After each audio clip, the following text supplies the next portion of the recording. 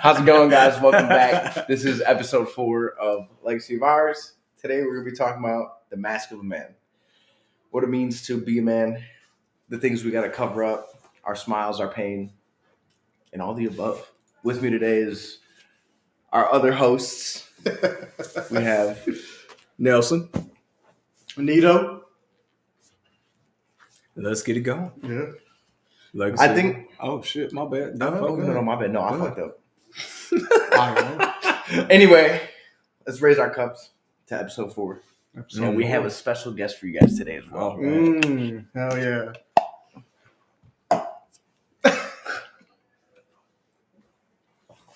I done spilled shit on my damn shirt already. All right, so for every episode we always start off with some like type of icebreaker and stuff like that. Today's icebreaker is, if there's one thing that you guys could be famous for, what would it be? Oh, okay. One thing that I could be famous for. Yep. Like if I wanted to be famous? Yeah, if you want to be, if you're like coming out of high school or whatever, you're putting in the work, and you're like, man, I really wish people knew me for this. Honestly, me personally, being, having a huge acre vineyard and being a big wine connoisseur that I am, actually being famous for that, having bottles on the shelf, It's not good. Yeah. something classy, elegant, but yet, you can have that slap bag and be trashy with it when you chugging. So, would you, on your vineyard, create premium slap bags? I can see that being. What? It's over there. I can see you having like a premium line of slap bags. You call them slaps. Ooh. Oh, I think he's on to something. I'm always on something. Slaps. That's crazy. No, but no. Hey, you heard it first. If that shit comes out, I'm suing your ass. I do not care. You heard it right here. I think it honestly be famous for the vineyard for a lot of people. Being that one that everybody wants to come to because of its premium, but yet affordable, and also can reach the masses. A lot of people don't like wine. That's fine, but that's what I would want to be famous for. I've always wondered why you like wine over anything else. I mean, I love me some tequila. But why wine? One, I'm not about to go down there and mess with the tequila. You know where it's from. I mean, there's different styles. You got the agave from Mexico and stuff like that, but That's the one I like. I'm not about to go in that field. He's like, if it No. starts with T and ends with Aquila. Yeah, like, All right, what about you? yeah. If I'd be famous for one thing, I don't know. It'd have to be for something like, for knowing me, it'd have to be for like pissing someone off, like wasting someone's time an immaculate amount. So you kind of want to be like a Wendy Williams. Oh, damn. Get the scoop from somebody's life and just blare Like it out. TMZ on 10. TMZ on 10. I think that would be. Yeah, that's exactly what I want to be famous for. Just putting people on blast. That deserve it. You know what would be a good title? The Rough on Ruffner. Oh, You heard it here first. Slaps and that, huh? Okay. What about you? I think if I'm going to be famous for something, I want to be famous for, because I like photography so much, I want to do publish a book of short stories Yeah. with the interpretation of why I took this photo. And and not necessarily anything like in a journalism aspect, Yeah. but if I take a photo of like an individual, I want to make up my own story. Like a real life comic book? Yeah, kind of like a comic book, but not too many like collages. Okay. You know what I'm saying? A picture book? Sorry. Yeah, sure. Okay, I like that. Like a pop-up book. So, like, would you want to have like a gallery with your art? Oh, I would into it? love to have a gallery. Oh yeah. And like having people like what range of people are you trying to target with it? Not necessarily target anybody. I just want everybody to be exposed to like what I see and what I take pictures of. You know, like there's a lot of evil in this world, obviously, because we start this podcast so that way we can showcase, Oh, yeah. experiences and emotions that Oh, yeah. men develop. So if I can do that through pictures and through words and stuff, Yeah, What kind of pictures would that you use? speaks volumes. yeah. What kind of pictures would you use to depict the evil in the world? So my Not pictures. What location would you go to? And maybe let's not say the world. Let's say the United States. Okay, so it's because we're in Alaska and stuff, I've been doing a lot of street photography, Mhm. and you guys obviously know like the homeless Yeah. numbers here is just It's so high. it's so high, and I know I'm kind of like it's kind of like a gray area of like taking pictures of homeless people and stuff. Mm. But I mean, just like I went up to a few people that I took pictures of and just talked to them, and I try to see how they get there and stuff like that, asking them some pretty difficult questions, and like a lot of them was like drugs and stuff, but then like some of them were like, yeah, man, like once I hit this type of job I got fired from, or some of them were from gambling. Some of them was like, hey, I had some personal issues that I didn't know how to work out of, and it got me here. Yeah. So I'm pretty sure we hit on homeless people too last time, didn't we? we did. Yeah. We did. Yeah. I think I've seen it before, but I feel like that'd be a good thing to showcase, especially up here, because Mhm. like Or in this anywhere. environment, like if you don't, just the cost of living up here, if you can't afford to live up here, you're gonna be shit out of luck when you are homeless, because like the cost of living so high, the environment we live in. Mm-hmm. I mean, I'd say people try to be helpful up here to an extent, maybe. I mean, we have what's that rehab center? Yeah. Yeah. The rehab center down there. Yeah, Fairbanks Rehab Center. Yeah. Dude, that shit was popping the other day. There was a line outside of it. Really? Mm-hmm. What do you mean? It was popping. Like there was like a lot of people. Yep. There was a line outside of it, wrapped around the Really? building. Yeah. But I think that's like a good thing let's not get off topic on that one.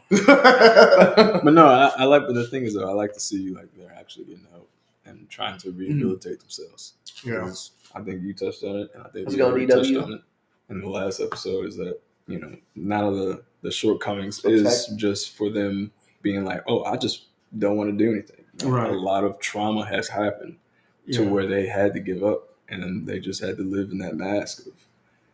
And you know what's funny is that like I asked this individual like why he just doesn't get a job, because there's so many like job openings around and stuff, and he's like, I do apply, but because I'm homeless and I don't have an address, they don't hire me. He doesn't have the means. Or or because I can't take a shower or anything, like they don't hire me.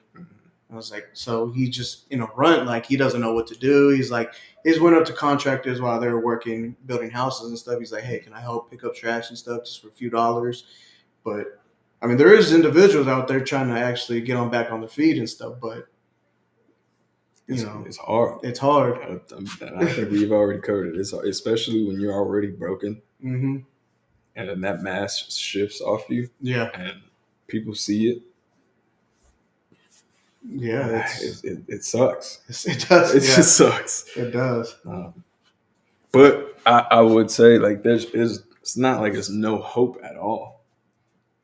Like you have people like us who's like PTSD or tripping, or they have some type of emotional scar and all that type of stuff. But like I think another question should be like, what do you think the steps are to recover from that besides a rehabilitation center?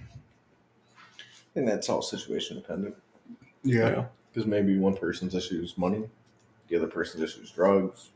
Yeah, there's a lack of support, lack of foundation, Lack of knowledge. like lack of drive. Just Yeah. maybe they'd rather just be able to give up and receive help instead of actually help themselves. Yeah. Yeah.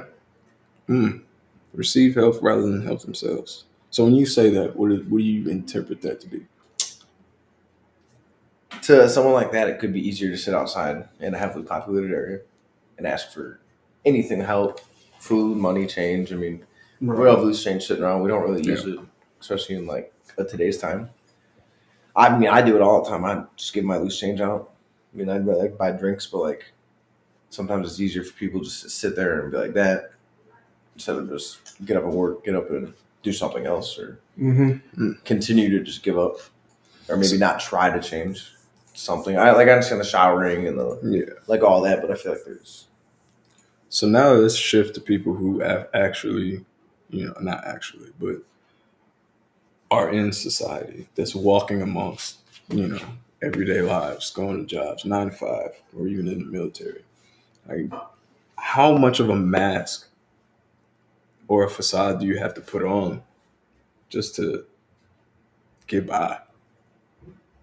No, are you talking about just like in a man's aspect? Yeah, like in general. Like, because I see it as it's so hard to, like, somebody's like, oh, I'm doing this, or somebody gets in trouble, and you have to, your first instinct is maybe like, oh, I'm fucking, but you have to, it's okay. Right. I mean, that's a good question. I mean, and I guess that's just depending on the society that you're within, right? Yeah. Because society looks at men as strong, independent, barrels through things. But then, like, you look at individuals, not necessarily these days and stuff, because this is just a different generation and stuff, where they have more options and they have a lot more people that they can talk to and stuff, right? Yeah. So when it comes to, I guess, honestly, just the generation, like, it's getting to a point where this new generation that's turning into adults and turning into young men and women are like starting to have families. Now, how are they gonna, carve the path for their generation or their seed? Mm-hmm. So, I mean, that's a good question. I'm not really entirely sure. I guess What do you think about it? You might have to just re-say the question. Because he said a lot of good things. They got my mind going. I ain't gonna lie to you, I forgot it too. Oh, I God. know. I was just playing. But I think it's all so just with- based on society norms. So with walking, how does putting on a mask and like the everyday people, that you see, how do you think? How can we deal with people who are broken but still have to put on that mask? You're asking me how we should deal with broken people who have to put on a mask? I mean, no, not just you in general. No, but it's just like, you're asking how we as people should take care of those. No, that's That are not. broken, That's that's- not. No, I'm saying like, what do you think that we can encapsulate some of maybe a solution to it? Like, what can help for those people who are broken but have to put on that mask? Because it is a hard one. It's a tough Forcing one. change in your life. I mean, you can't really force change upon someone. I mean, someone who's broken that wants to change or get fixed will do it. But again, kind of like what I said, people would rather just be broken because they kind of like that attention. The how can I help you? Because then they get the help, and then what happens? Mm-hmm. Do they regress? Do they progress? I mean, I've seen it on both sides. People just would rather stay that victim almost. Mm-hmm. Maybe not broken in that sense, but the word victim isn't like feel sorry for me. So the victim mentality. Yeah, kind of, but I also believe that you're in charge of your own happiness. So, like maybe a situation could have broke you, but what are you doing to make you happy? Hmm. I also really don't think it's up to other people to fix broken people. I mean, you can give them tools, Yeah, correct. right? So I agree you're with not that one. necessarily helping them get fixed because, yeah, I agree with you. You can't help people get unfixed or Right. can get fixed because they're only going to look for, like, they're going to wait for you to actually fix them, right? Mhm. So, and that's going to just make it worse whenever you're like, all right, here's everything you need now. You go do it yourself. Oh And yeah, I then mean it's that, gonna but shut that them ties in down like what I even said more. a second ago, like support system Right. and things like that. Like I can support you and I will help you, but I'm not going to do it for you. Right, right. I guess that's what I'm really trying to get at. Like, it's all support. You can also use support based a lot, Mm-hmm. but it's really on the person. So They're what about wild. guiding them instead of Yeah, supporting actually? providing them the opportunities or the necessities or the resources, the not at least having a knowledge on resources, like just being able to provide another set of eyes or knowledge to a situation to help them that they might not be thinking of. Yeah. I mean, that's helping to me. Okay. Well, now, that's a good question because we do have a guest, right? We Oh, do shit. have a guest. All right, so I'm going to hand it off to Ruffner. I'm not gonna read your Apple name, but this is Kentua. Yo. Yeah, this is Kentua. Down here in the bottom right. We were gonna have very good insights, and I guess really what we're gonna ask you first is your thoughts on why men feel the need to hide their emotions and be behind a mask, and like he just asked, why do men and people need to wear masks? Well, in my own view about like man hiding emotions, you have to first like get to how to define the term masculinity, right? And that's like the whole like cultural construct, like everyone that the traits, the behaviors, roles, and attributes like men have to like follow to have that term being a male gender. Like the whole traditional notions about how a man should be. A man should be independent. A man should not show emotions, emotional restraint. A man should be assertive, strength. Like all men have to be strong. But if you bring it down to emotions and why men like feel the need to hide your emotions, it all boils down to that. Like all men are expected to not show emotions besides happiness. Men can be sad. Men are not comfortable showing their emotions because of the fear of judgment, for instance, societal norms. Like every man should just be very, assertive, strong, angry. Yeah. Yeah, exactly. Like, but it's a weird topic on why men hide emotions a lot. It's really weird because you have to go really deep to like define masculinity, and it boils down to like even to like the Roman, but when the Roman Empire was a thing, like all the 300 to show the movie the 300, yeah, like it's a really weird, yeah, but yeah. Well, okay, so Yeah. where, if you don't mind me asking, like, where'd you grow up or where were you born? I was born in Nigeria, but I also like grew up in so many places: England, Nigeria, France. So You know, I was where do everywhere. you call home? Home, Houston, Texas. Okay. Okay, H Yeah, Town. Big shout out. yeah, Okay. Houston, That's- Texas. That's not want to work. That's crazy. Now, do you think that that growing up in Houston, Texas, played a huge part in all the decisions that you're in now? Like being in the military and all. No, or just your views in general. Just my views in general. My views in Being general, I wouldn't say is Houston. Growing up in Houston, Texas, basically being the people around me. I really didn't have a lot of friends in Texas because I was never like always out like that. When I was in Texas, it's just like my sisters had a big role to play. My mom had a big role to play in me understanding everything I understand now as a man. So yeah. Okay. So based off the knowledge and everything that your sisters and your moms provided to you and stuff, do you think the decision that you made to join the military or be as successful as you are now was based off like the knowledge or more towards like the attitude that you have? It's more towards the attitude that I have. It's Okay. not my that was not my decision. It wasn't my decision to join the military. It's just the attitude. So yeah. Wow. Okay. You got anything? Oh, no. Well, do I would have to ask you this. So, with being like you said, emotion. So, and we've all felt as a man not have without emotion is a man, um, and being concrete and solid and making sure all I's and T's are dotted or crossed.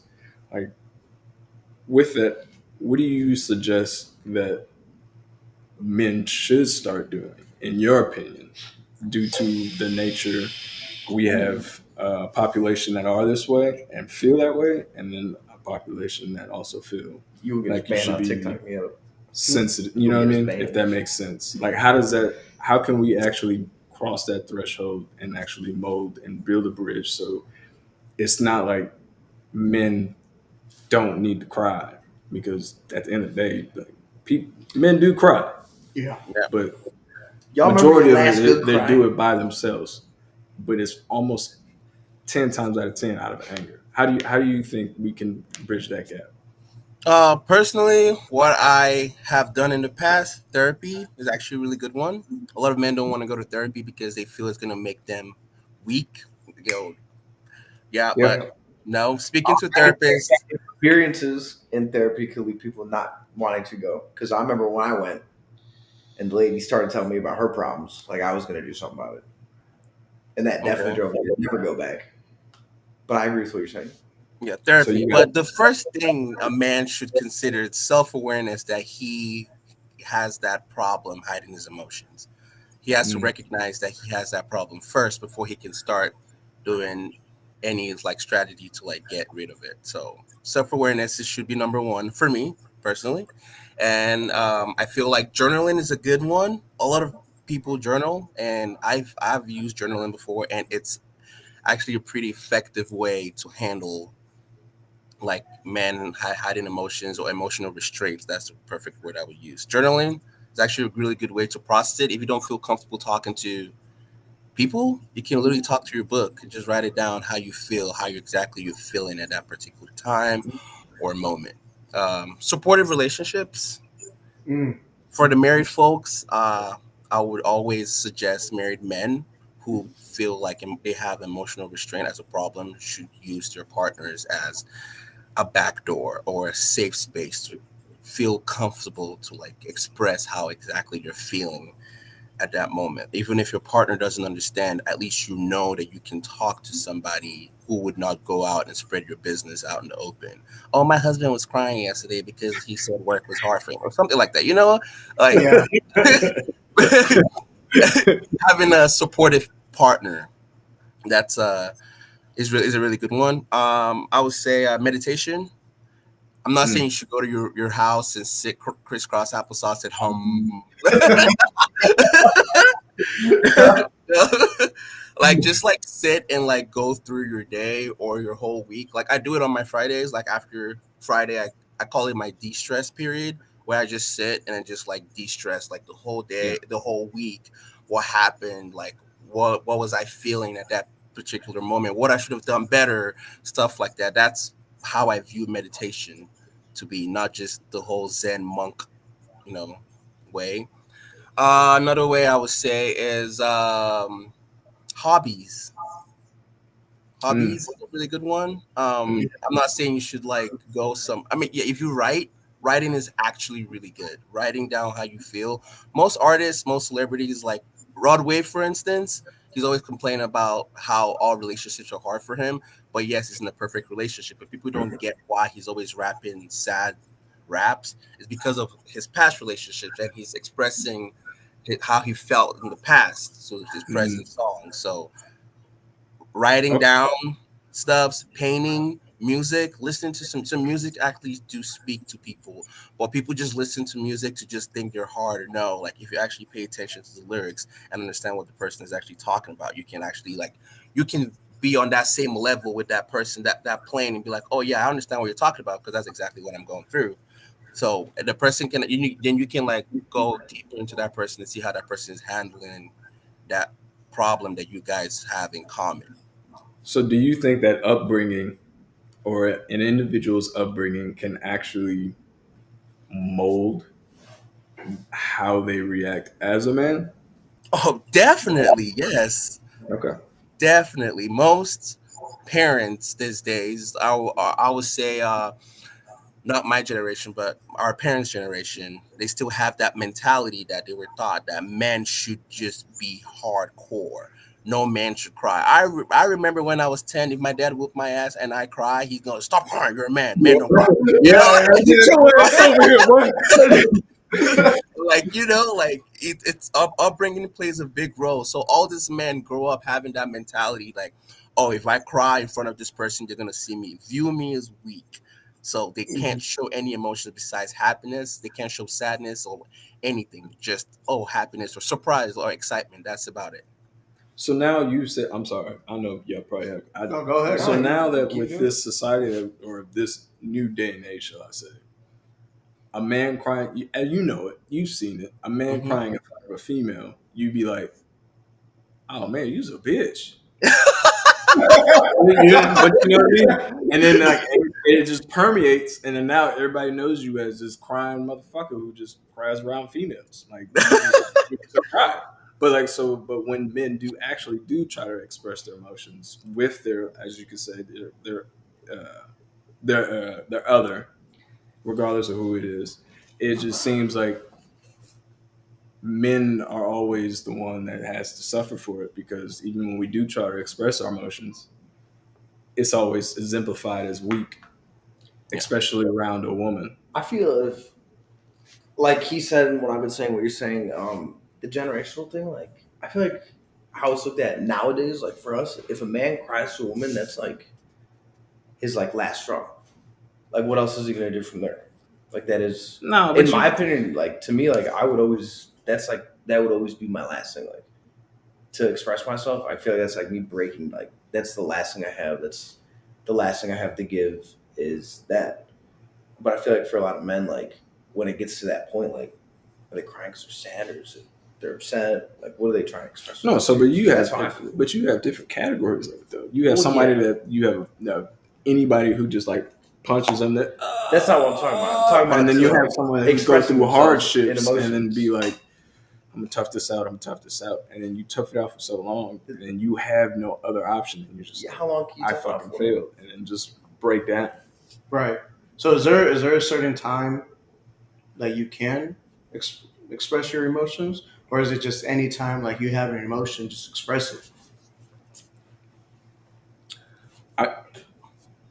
I think That ties into your sports, You know what I'm saying? that ties Like, into your yeah. sports system though. Is that person gonna reciprocate your expression of your feelings? Like positively? Are they gonna be like, oh, okay, let's talk about it? And I'm like, why do you feel like that?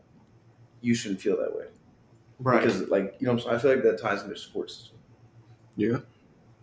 I mean, yeah. I mean, but then you got those individuals and that express their emotions so much that they do cry a lot.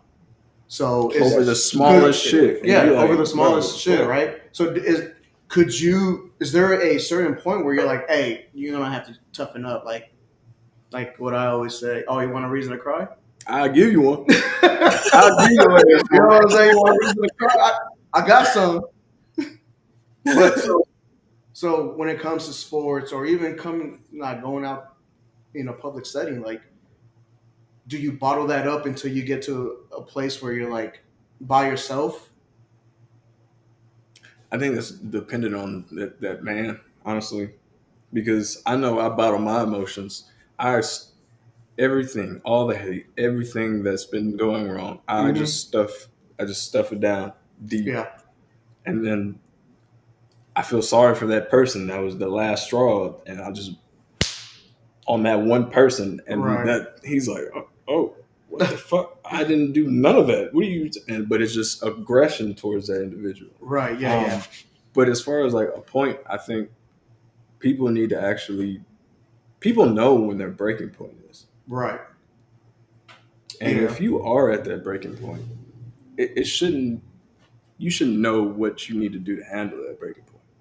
Like if you already know that your blood pressure's rising and you starting to ball your fist up over something that happened, what are you gonna do? Are you gonna walk away? Are you gonna fight? You're gonna like put it out on that person, yell at that person? Like it's hard. Because depending on the person and the situation too. Yeah. And like I just feel like it's one of the cosmic things that we fail as a man is showing emotion. Mm-hmm. Are we hiding them or are we showing them? That's the thing. We are both hiding our emotion Or to not show emotion. Okay, To know, just like how Kentois said, to be this ideal man that's just Right. So I did a little bit of research in this, and from the research that I got is that the two emotions that you cannot never show is love and anger. Meaning, How do you feel about that? That you cannot show love, right? Like, I mean, no, let you could. finish. The only two emotions that you could show is love and anger. That's basically the main emotions that men are thought to show. Like every parent. That's why I really enjoy and I really love this Gen Z folks, this new generation, because they do not give two shits. The older generation really taught everyone like, oh, as a man, those are the only two emotions you can show: love and anger, and mostly leaning towards anger. That's why the whole bear versus man. If you guys are on TikTok, the whole bear versus man talk, yeah, because every woman is leaning towards the bear because bears don't even like really care if you're even around them because unless you fuck with them before they fuck with you. But men just have this aggressive assertiveness and they always want to just be all the time, and women don't want to be around that. Not just for always every time for straight people too, leads towards every sexual or gender identity folks too. So love and anger is what every man has been taught to show, and men are not supposed to show any other emotions besides just those two. So you're actually right. So what about that man that isn't on that high and just stay silent? They're viewed as feminine.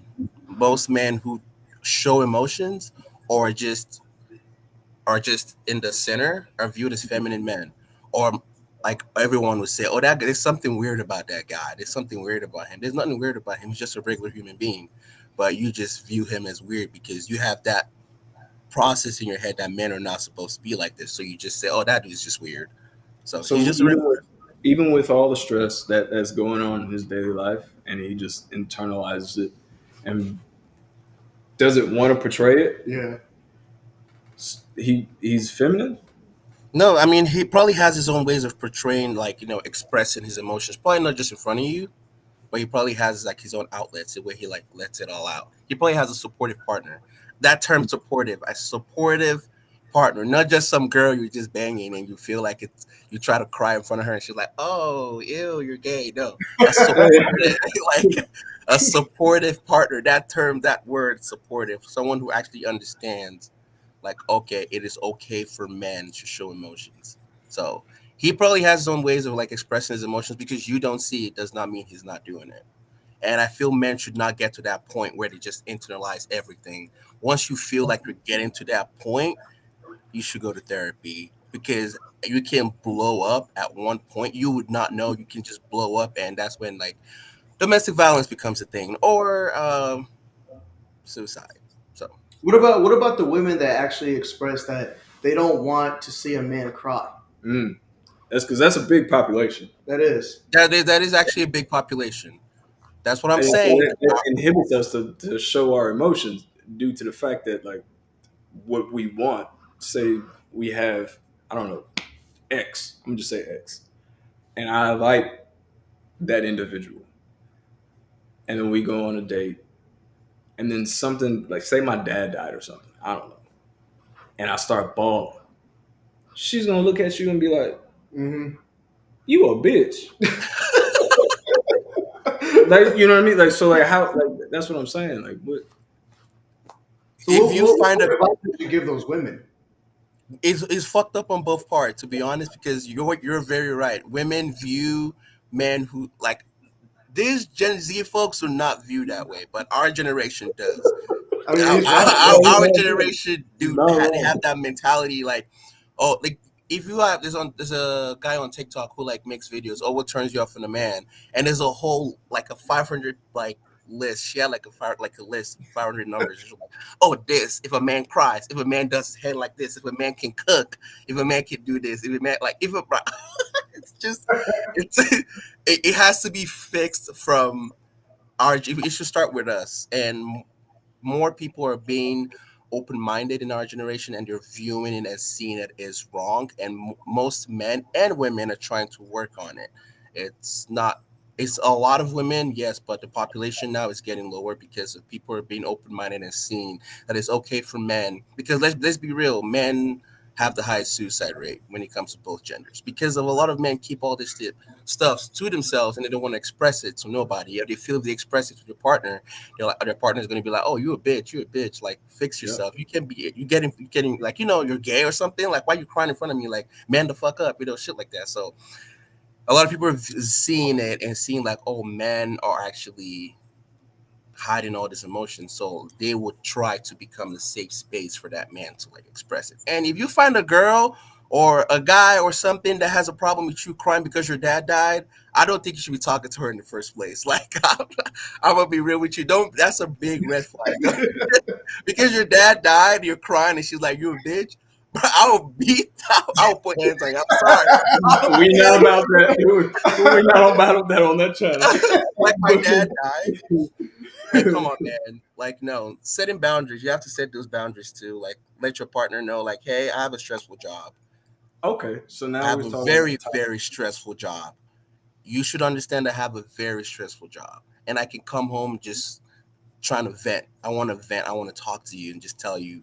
You might not understand what I'm going through, but just sit there and just be like a wall or like a, a cup to just take it all in. Then you can throw it away, even if you don't understand. Yeah. Even if you don't understand, just be there. Have that boundary with your partner. It doesn't always have to be a partner. It doesn't have to be someone you're dating. It can be your friends too. Like, you can call friends. It's a supportive relationship. It can be friendship. It can be someone you don't even know and be like, hey man, like, I haven't talked to you in, like, I saw you in high school, but we never really talked. You good? And you can just start like telling him your stuff, and you feel better. You feel less heavy when you talk to somebody about it. So what about that person who doesn't have that support system or doesn't have that actual connection with anybody, that is that loner in the back of the classroom that has nobody? His parents beat him all day. He's just sitting there internalizing all this by himself. Like, how do you do that? Like, you know what I'm saying? Like, cause he's hurting on the inside, but nobody cares. I sing bartender. That's when you like, you know what I You mean? identify it. You see it, and you see him, and you're like, I feel like no one really cares for this dude. So let me be the one to talk to him. I've done it so many times. I can be walking down the hallway and see some soldier that no one talks to, or just a regular person. Like some of the guys down at if you've been at Fred Meyer's, there's this black dude that's always asking for money. I bought him food one time, and I at least sat there with him, and I had a whole conversation with him. He has no family, nothing. Like, he's trying to, like, like stuff like that. Like you just be there for you identify the problem and fix the problem. So you see that guy and be like, there's something weird about him. So let me be the one to walk up to him and be like, hey man, are you okay? It's a giant Is everything all right? Like can of beer. Can of stuff apple like juice. that. You should be you can be the person's. But I would what say- advice would you give that? What advice would you give that kid or that adult that doesn't have that support channel You- that wants to have one? Like that wants to be alone. No, Or that wants no, to that have- wants that is alone. Has Some nobody. people like being. I mean, I love being alone. I'm That's not- my therapy. But that's me. Me too. I can sit in my garage all damn day and just drink by myself, and I'll be just fine. Whatever problems that occur, I can just internalize it, think about it, and move on because it's a new day. But not a lot of people can do that.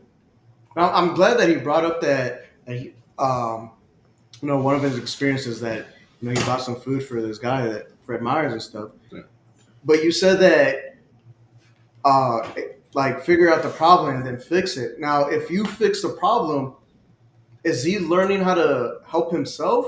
It's like the Kind of that expression. It's kind of like what I said earlier. Yeah, it's like that expression. You can give a man a fish and he can eat it for a day, but if you teach the man how to fish, you can eat for the rest of his life. Yeah. So is that the same thing, or So I said So earlier. when I say, I'm saying fix the problem. I'm not saying you should be the solution. You should tell him, hey, I know you're going through this stuff, so you can. This is what you can do. You can go get therapy. You can journal. I'm not saying you should just be the solution because that person is going to depend on you forever. No, you should help out. Like, hey, this are the outlets you can do. There's just the people you can talk to. I have some numbers I can give you. You can talk to them and just let it all out and just cry to them. I'm not saying you should go there and be like, be the person sitting there with the person every day, like every damn day. The person's gonna keep waiting for you every day. If you don't show up one day, the person's gonna be like, oh, he left me like everyone left me, and boom, that's when the person starts going all the way down, depression, and before you know it, bad things happen. So like, don't be the solution. Just give him outlets. Like this is what you can do to get better. So I would say this as well. It's like we talk about being alone and not having anybody to actually connect with, or if they don't, or any support channel. And with a lot of these school shootings and everything like that, is based off of them being alone. Just like how you said, in our generation, if you seen somebody that was sitting alone, you would do it. And go over there and be like, hey, what's going on, man? How you doing? You know what I mean? And introduce yourself. But it's not like that today. Like if people worried you're about their considered image. a lame or you have that mark on you, nobody's want to I think it's an image thing. image Like, thing. people would want to go talk to the weird kid because when they see the person talking to the weird kid, they're going to associate them with them. And That's why I don't think people do it today. I don't think it's an issue with us because, like he said, he does it, we do it. So is that now but you can change that, right? yeah, I mean, you don't have. I just think that's the issue today. That's why it doesn't happen today, because of how people are going to be portrayed and how judgmental society is. Right. Even just to begin with. Okay. no? Interesting. I Dang. like that. Now, That was fun. Yeah, we've got 0 dings so far too. Yeah, no, I've been Wait, watching my uh, mouth lately. I've been making sure I haven't If said you want to anything. say it, Cat's why just say it. It's fine. No, I've been making sure I haven't. Nope, we're not about to make this counter go up because I've been busy. Okay, so So, oh, go ahead. Okay. So with all in all, on your lifestyle, like how did you break through? With your family and everything, having to tell them, or just in general, how did you break through? You mean as a black gay man? Yeah, no, I'm just saying, like, how did you Oh. break through that? You know what I'm saying, with your family and everything, and coming out. How did you? Because I know for a fact, like, maybe in high school or middle school, you probably got bullied. I don't know, but but I mean, he is, bro. He is fucked up. right, yeah. He probably like, oh, you get boof. But how did that? What helps you in your mindset to overcome that boundary of yours and break through? Uh, mm, Personally, I handled like for my family how I dealt with my family. I challenge stereotypes because I have an African father, and being who I am in an African household is it's an abomination, So like, I had to educate my parents myself. Okay. I educated them. I don't have an open-minded father, so it took him a while to like try to understand it.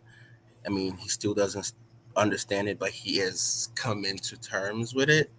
I have a religious mother who is against like, oh, when I first told her, she was like, oh, you're gonna go to hell, you're feminine, like like not all. Yeah. Like I hate that. Like that's why I say challenging stereotypes. Put in that whole like, oh, you're gay with femininity. No, I've seen some really, really masculine gay men that you don't even want to mess with. Like they will put you down immediately. Like,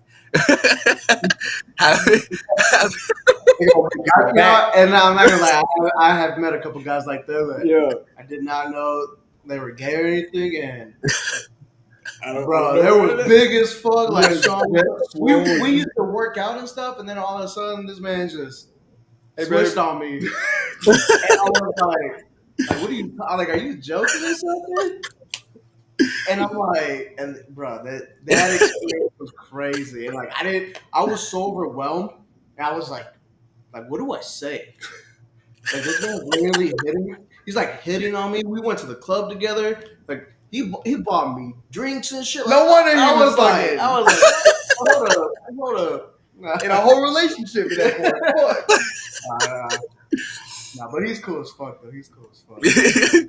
Yeah, you can be the example though, like educating your parents, telling them like, oh yeah, man, it's okay for men to be vulnerable. It's okay. Me, just because I'm gay doesn't mean I'm gonna be walking around putting lipstick on.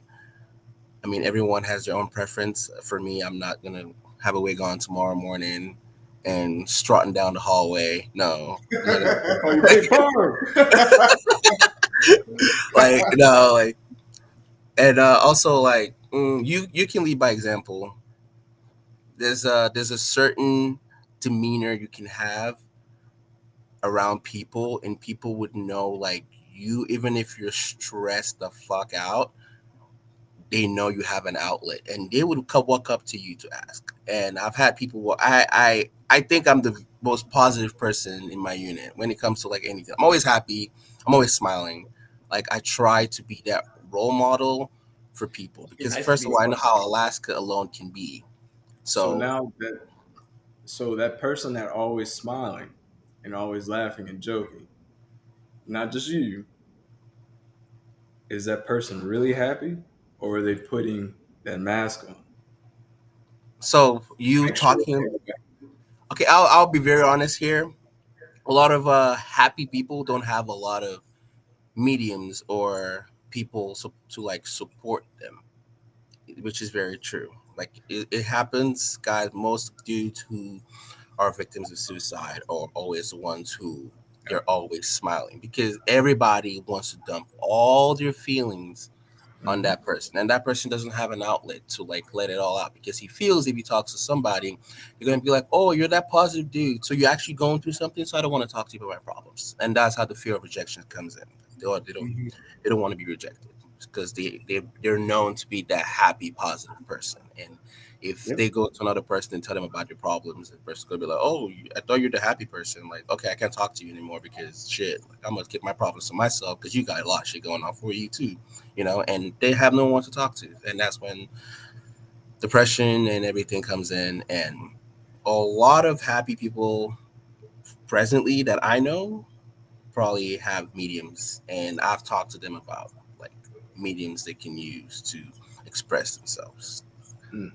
I use Twitter as my app, my platform to speak. And How does one use Twitter as a medium? I'd like to know.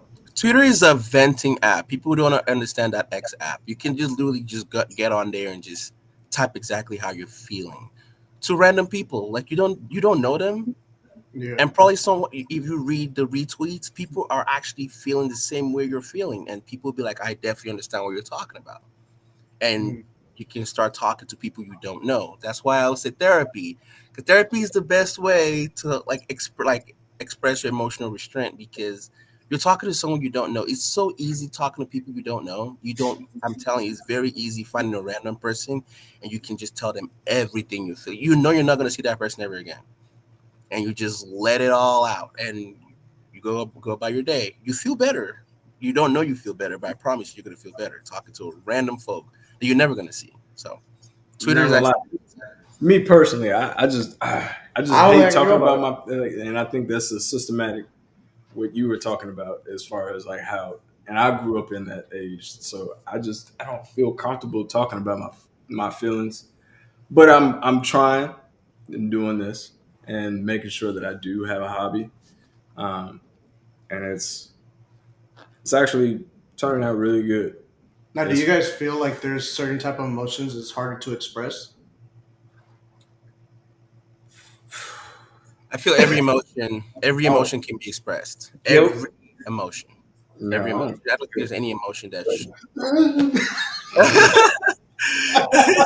I didn't even lean back this time. Yeah.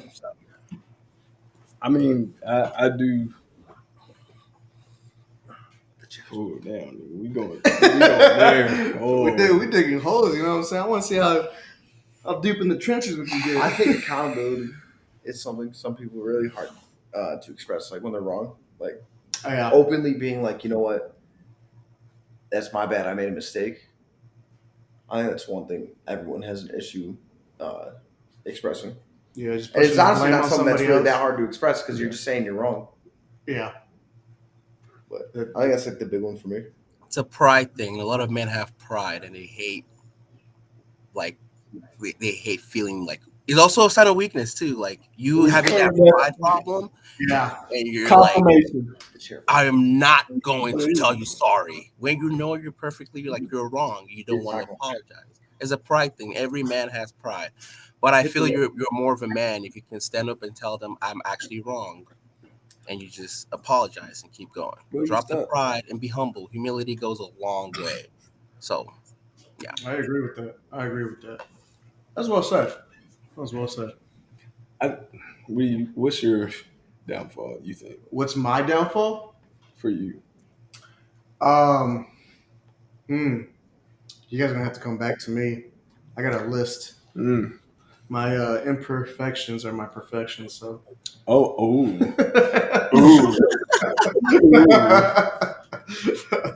No, Shakespeare over here. As far as guilt go, I do have a lot. I think regrets for me, but I put on a mask. I make sure I'm quiet. I say a lot, but just be in the wind sometimes. You're kind of like an old wise wizard. And very true. Gandalf. Yep. We'll put it on again. Now you're gonna have to start the show. Hat. The whole Fake thing. beard. The whole thing. Like Wingardium chicken Lego soup. And see, this is why this is a perfect example. If you express your hobby to us, we're embracing it. I like Harry Potter. So what? That's fine. He brought up Gandalf and Harry Potter, not a. Both y'all. I didn't say anything. You didn't have to say that. I just laughed. No. I laughed. I mean, I feel like I should be okay. No, you laugh. You still on the head with me. Nope. But you are quiet. Right now? Uh-oh. Promise 0 calls, bro. Uh-oh. I like it. You right. You want a microphone so we can hear it? Like, subscribe, comment, please. We'd love to hear your input. I know there's people the viewers right now. Don't be afraid.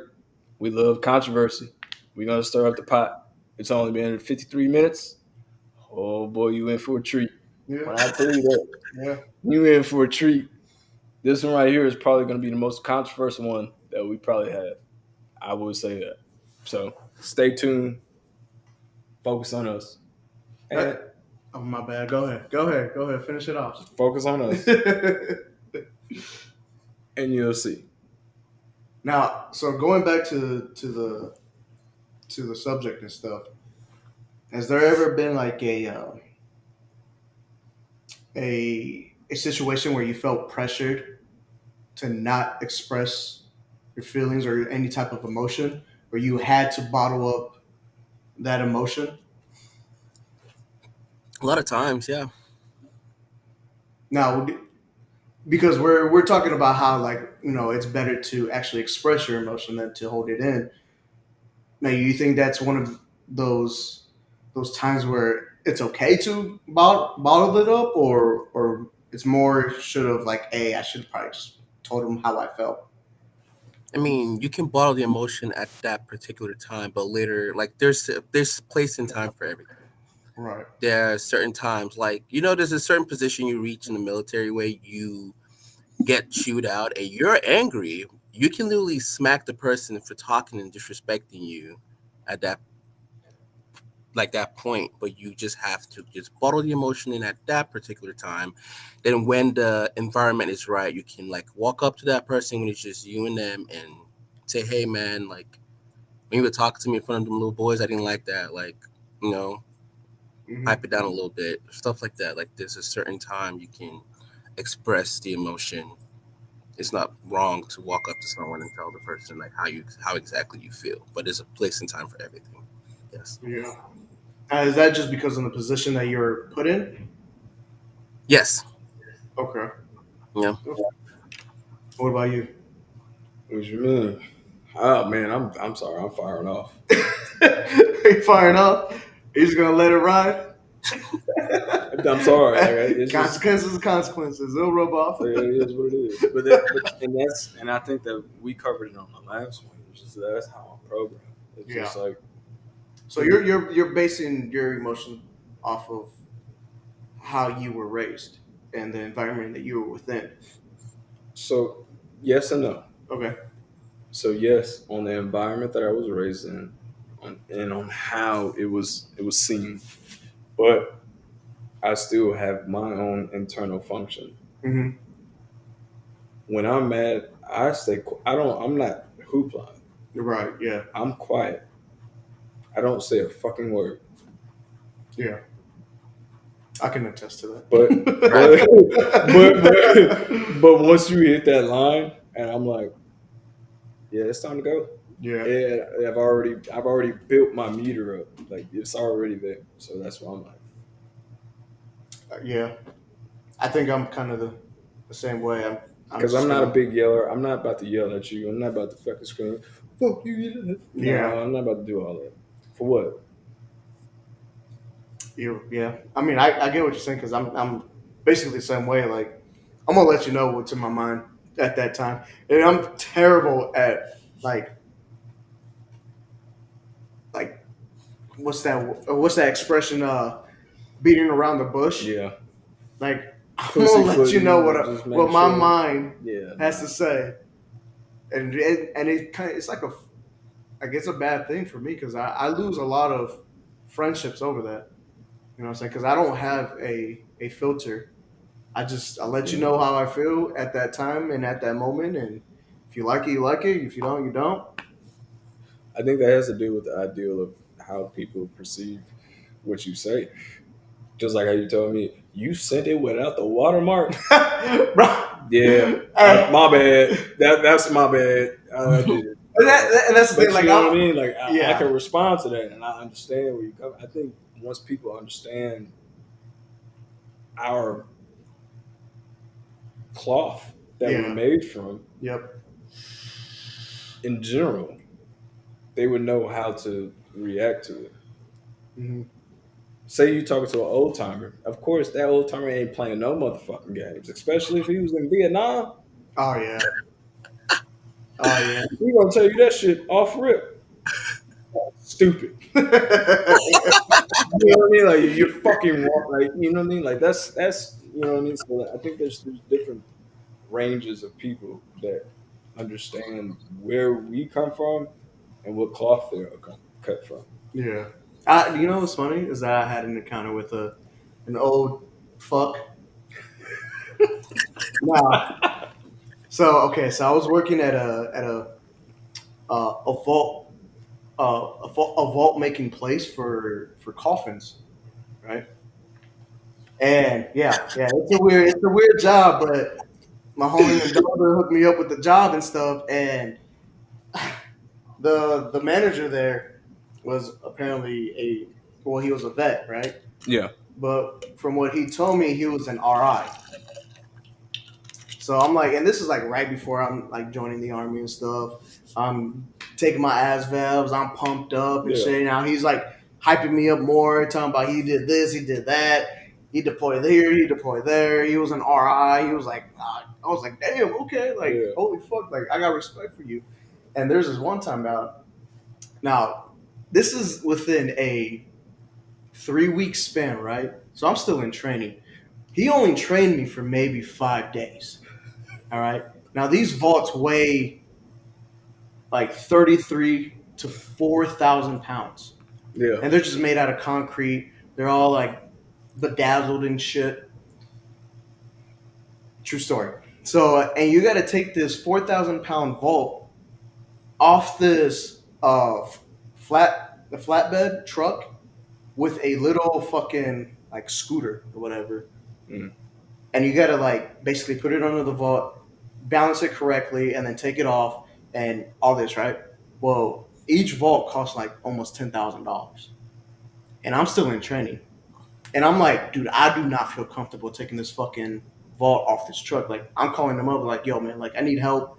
I still don't feel comfortable. Like, I don't think I have enough training in this. And he's like cussing me out. And you know me, like, once you disrespect me, hey, I'm sorry, but my mind fucking flips. And I'm like, all right, fuck you, dude. Like, I'll figure it out. Yeah. Well, I drop it. I drop this vault. The concrete fucking, it's just everywhere, right? I call him up, I was like, I need another vault. He's like, why? I was like, if I need another vault, what the fuck you think it means? So I'm cussing at him now. Yeah. And so he rushes, they make a new vault, they bring it down, and the funeral is starting within like 30 minutes. Oh. So I needed this vault in place and like 30 minutes ago. So that way I can set up everything and everything. Mendoza comes over, helps me out, and he's helping me. I get back to and luckily we had 15 minutes to spare because it was me and him just fucking knocking it out, right? We had 15 minutes to spare. I was throwing everything on and everything. I got out of the way, and then all of a sudden all the family started coming in, right? Now there's still a vault in the middle of the road, completely shattered. You know what I'm saying? And he calls me in. We get back to the office. He calls me in and stuff, and he's like, "Hey," he starts going off on me. All right, once you start going off on me, hey, whatever I say is gonna go. I start going off on him, and like we're face to face. Like it looked like we're about to fight. People are coming into the office, like separating us and stuff. Now, mine, I'm probably like 22. Oh, yeah. You know, Yeah. about 23, age. 22, 23 and stuff. And I got all that testosterone in me. I think I'm unstoppable and shit. This dude's like 6'7", fucking. So you doing this? I'm doing one of those. You know what I'm saying? But again, like I'm ready to go. I'm ready to fight. And he's like, "Fuck you, you're fired and everything." I was like, "All right, whatever." And I start walking out and I see Mendoza and he's like, "Damn, what happened?" I was like, "I just got fired and everything." Like, and it's the end of the day. Like everybody's going home already. So he fired me. I was like, "Dang." And throughout that fucking conversation that we were having, I was like, "You held me to the last minute of the day to fire me." So that made me even more mad and shit. And then I told him, I expressed to him like, "Yo, you gave me a week's worth of training and stuff, and my trainer didn't even train me that well." Mm. You know what I'm saying? So do you think that being trained or even programmed, I would say, I'm not even gonna say trained, but being programmed can and I think we already covered this as far as influence, what you do, how you think, and what your morals are. Can you break from that? I think so. I think it's just because I was, again, growing up in St. Louis and stuff, you got to have a certain persona that whether somebody looks at you or even just scuffs your shoes and stuff, you got to fight. Yeah, you from Atlanta, Nelly. You the Air Force One. You know what I'm saying? So, like, you just got to be ready to fight. Yeah. So, and again, I was growing up in that part where I was always ready to fight. And it was funny because then, like, after I expressed to him, like, hey, you didn't give me enough time to get trained and stuff, I wasn't comfortable. I tried telling you this, and you blew me off. Right. Here comes the arrogant me. So he's like, you know what? You're right. He's like, all right, you're no longer fired. He's like, you're rehired. This is exactly how he's saying it. You're rehired. You can come back tomorrow. How the fuck you fire somebody and then rehire me? Bro, I looked at him. I was like, all right, cool. I quit.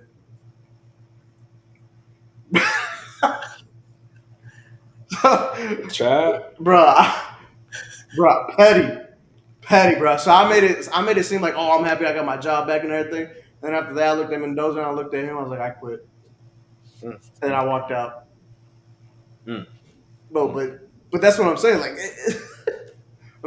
I was programmed to like literally be like, I don't give a fuck. Like, you know what I'm saying? Like, that is me, and that's what it'll always be. So me. How can we start actually programming people, women and men? Because we have those women out there that's just like, I'm a strong black independent woman. I don't give a fuck about any goddamn thing. Like, how do we start? You know what I mean? Like, actually let them know, like, hey man, like, we actually do have feelings, and we don't need to cover it up all the time. Because what you see maybe on the street, of course, is going to be this turf persona. I think it's just by. Or I'll go back to this. When Ludacris said, "I want a lady in the streets, but a freak in a bed." Like, how do you differentiate? I think it's just how do you know when to be that and when to be what's up? I think you just gotta learn your boundaries, or you know what I'm saying. Like, once you gotta let go of most of your triggers. I mean, you gotta let go of the ones that you really can't. Like, you gotta work with yourself. You know what I'm saying? Learn yourself. Because there's a lot of times where, like, growing up now, you know, being the age I am now, I'm 33 years old. Like, damn. Like, you ain't I don't want to hear that shit. No, nigga, I'm you at least 40. My knees are. No, but I think you like literally gotta learn yourself, like, and then you gotta surround yourself with people like this Kintua. You know what I'm saying? Like, he's extremely smart, and he knows like how to deal with certain situations and stuff, and he's been experiencing those type of situations that I may not know how to express myself. So if he was there to humble me and stuff, I probably would have never went off on. I seen this man try to go and clip somebody's head off. Oh, see, now it sounds like you're lying. What are you talking about? I don't know what he's talking about. Trying to clip somebody's head off, man. I don't know what you're talking about. I don't know what you're talking about.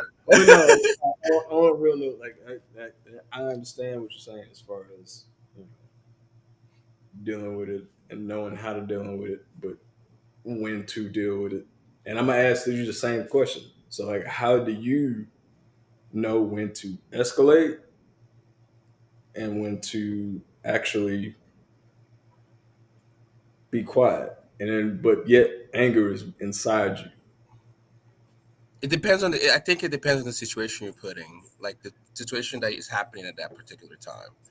I'll use this for instance. As a father, Nelson, as a dad, you go to like a softball game, for instance, and your daughter is playing softball and her team's winning, and the dad of the losing team is right next to you, and he says something derogatory to your daughter's team, and he's just just specifically your daughter. At that point, it is okay to express your anger at that time because someone He's telling me I can whoop his ass. that's okay.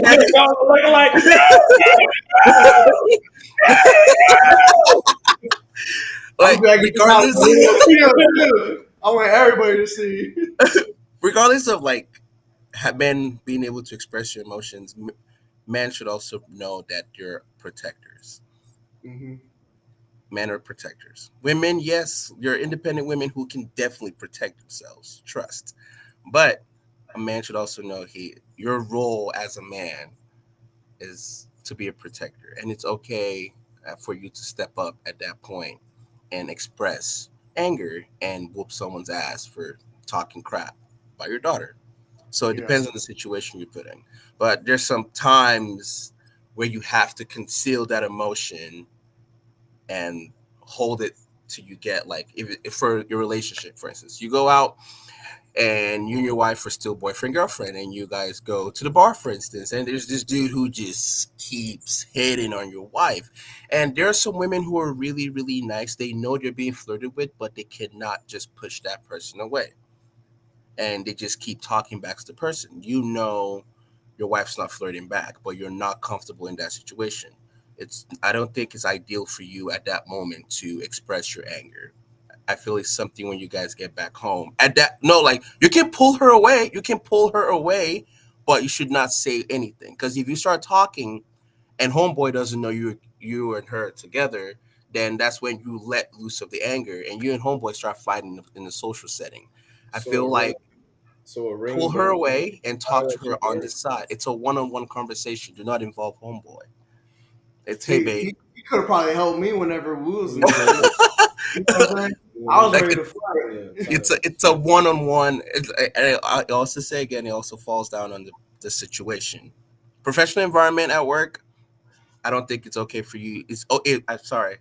At work, a professional environment, it's okay for you to conceal your emotions, because if you start yelling and just screaming, you're gonna be known as that guy who yells and screams. You're gonna start having unwanted eyes on you.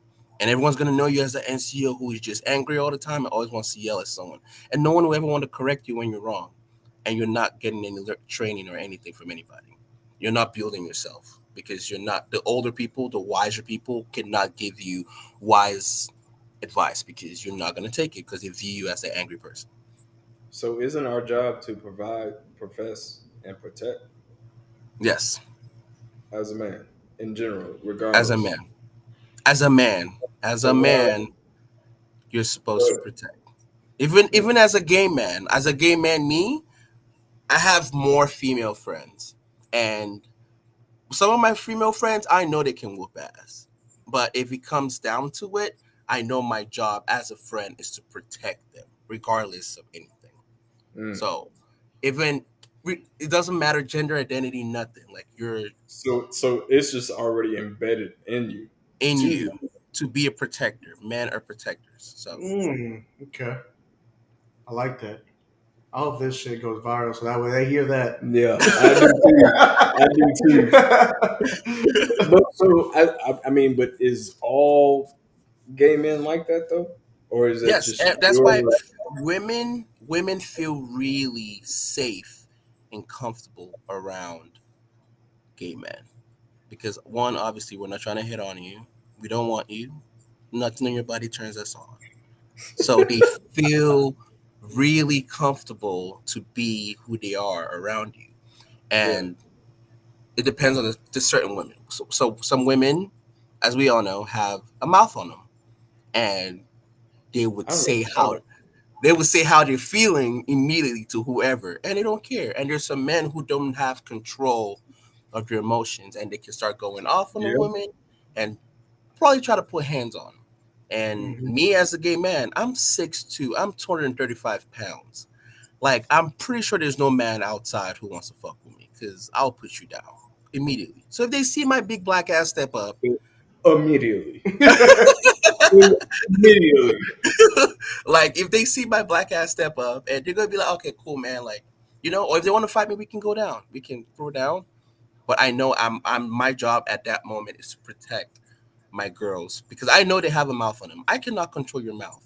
Speak your truth, baby. But when you get to that point to you're about to like get hit, it's my job to step in to protect you. Men are protectors. Like even I'm not gonna use the Bible. I'm not gonna use the Bible. But as a man, your bone density, everything about you is way better than that of a woman. So your job as a man, because I'm pretty sure if my big ass knocks a woman out, she's probably gonna be in the hospital. So now I'm probably cause some controversy here. Let's do it. Send it. Man, So how do you feel about women joining I was just about a men's The league? military. Yeah. I am 100. No. Let's start with that. Let's start with that with the No, military. Yeah. I am 100% with women joining the infantry. Yeah. I don't see it's the whole gender integration thing. I'm perfectly okay with it. The infantry, you want to specify the infantry? Yeah. It's perfectly okay. Gender integration in the military should have been a thing a long time ago. Okay. Oh, 100%. But no, I'm just saying, as far as like you said before, our bone density is more dense than theirs. But doesn't mean a woman cannot still perform. Oh, I'm not saying that at all. That's Yeah. that's not what I'm saying. But what I'm saying is that do you believe, especially on a blockhouse mile, that they would be able all to right? finish it? Yes. Okay. Yeah. Women joining the infantry. I feel like a woman who wants to join the infantry, she knows she's made up her mind and she said, "Okay, I'm going to go into a combat MOS." Yeah. She should be physically, mentally ready because she should know what comes with the job. So let them know what they need to do just in case, because they probably don't know. No, I mean, but some of them probably don't know what comes with the job. Yes, some of them watch videos and be like, "Oh, I actually want to do this," and some of them actually do outperform the boys. I will be real. 100%. I'm not. Yeah, 100%. Outperform the males, and it's crazy. So I feel like gender integration in the infantry, a woman should be ready. She should be mentally and physically ready to know what she's going into, and she should be ready to the suck that comes with it. She should be ready to take that suck that comes with it, and not crying every second it can get. No, it should be ready. Interesting. Okay, because I kind of have a different view on you. I don't necessarily believe, because I do see some women actually lifting the same amount as men and stuff, but that's years of like them training and stuff like that. Now, women that do actually enter the infantry now, like I don't think they're prepared to join the infantry, and I don't think they know that they have to carry this 235-pound dude like yourself in combat, and then I hope to God nothing ever happens to you or anything. You guys do deploy and stuff, and then now they have to drag you out. Now, plus your 235 pounds, plus the 80 pounds of gear that you're having on, plus the Thor, all this equipment that you have to carry during a patrol and stuff. Like you're almost at 300 pounds. So. Yeah. And now there is a lot of men that are in the same boat. That A lot of men, a very very large number. But then again, like it gets to a point where, like, would you be able to trust this female over this guy that they weigh the same? They have this almost the same weight. Like, who do you think you're gonna trust more? To be honest, I would trust whoever gives me a reason to trust them. Right. Yeah, like it's a mental thing. Our job is basically just mental. Like everything that comes with the infantry is mental. Because I don't think it's normal for a man to carry a rucksack for 33 miles and walk. I don't think it's okay having like a 5-minute stop at every checkpoint. Come on, like no, like it's not normal. It's a mental thing, and I feel a woman and a man for both should be mentally tough to join the infantry. Mental toughness is basically our job. Because I've seen skinny. Look at the guy sitting right next to you. He is 110 pounds, I'm pretty sure. You know, Oh, you know what I'm saying? but when it comes to physical fitness, I'll be real. He's the position he's at right now. He's proven himself to be at that position, Yeah. despite his body type. He can move, he can run, he can perform at his job because he is mentally tough. So mental toughness comes with the job. So all those old veterans who think it's not okay for women to join the infantry, I'm sorry, buddy. Like the world is changing. Women are proving themselves to be way stronger than most men now. So And the it's crazy okay. part about it is, I do want more women in the infantry, just because everybody talks about equality, and they don't really, you know, think about that, because you're the, what is it called, the 0.1% Yeah. of the 0.1% that joins the infantry. Yeah. So with that, like, you committed to it, and I honestly, I'm all for it. But the thing is, though, like, you have some that actually do thrive. You have some that go into it in the first field event. They're like, Nah. yeah, Yeah. you know what I mean. So Yeah. it becomes a spectrum of like, how can we dilate that through the mental factor, because it's just one of those things that, like, maybe it works for some, but it works for none. And on the flip side of that, let's turn it around. The same thing with men. It works for some, it don't work for all. Yep. So I mean, it's one of those things where it does happen Yeah. that women, or some women, Sorry about that. and some men actually can't do what we do. Yeah. But there are some men and women that can do what we do. I think that it is a process of elimination that we're trying to do. I think it could just be due to, at least to me, I don't know how it is now, but I believe basic training doesn't show you what the amount of The real stress, argument. yeah, the amount of stress that you have to combat throughout this career, you know. And I think that I think us old timers that actually have seen combat understand that, Yeah. and the fact that they don't know what's going to happen, so we're so hard on them to make sure they know, like, hey, this could happen. Yeah.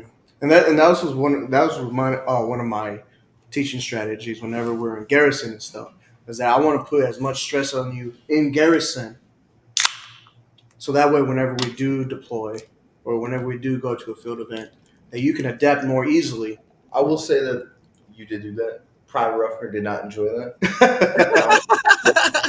Private enjoyed it. You definitely did that. I agree with him saying the old timer shit too. Like it's true. Yeah. We're not in a wartime either. Like it wasn't taught like how. Like, even when I went to basic, it's not taught how it is now. Yeah. They don't try to prepare you for the things. So they're not sitting there telling you like, yeah, dude, when you leave here, like within 15 days, you're gonna be in Afghanistan. Like they don't do that anymore because it's not happening. Yeah. Now, how do you guys feel like just because we are in peacetime, and now, I mean, you do see the news and stuff, like the war could pop up at any time, but because we are in peacetime, we're not as strict to the soldiers now. There's no reward to our job. Our job.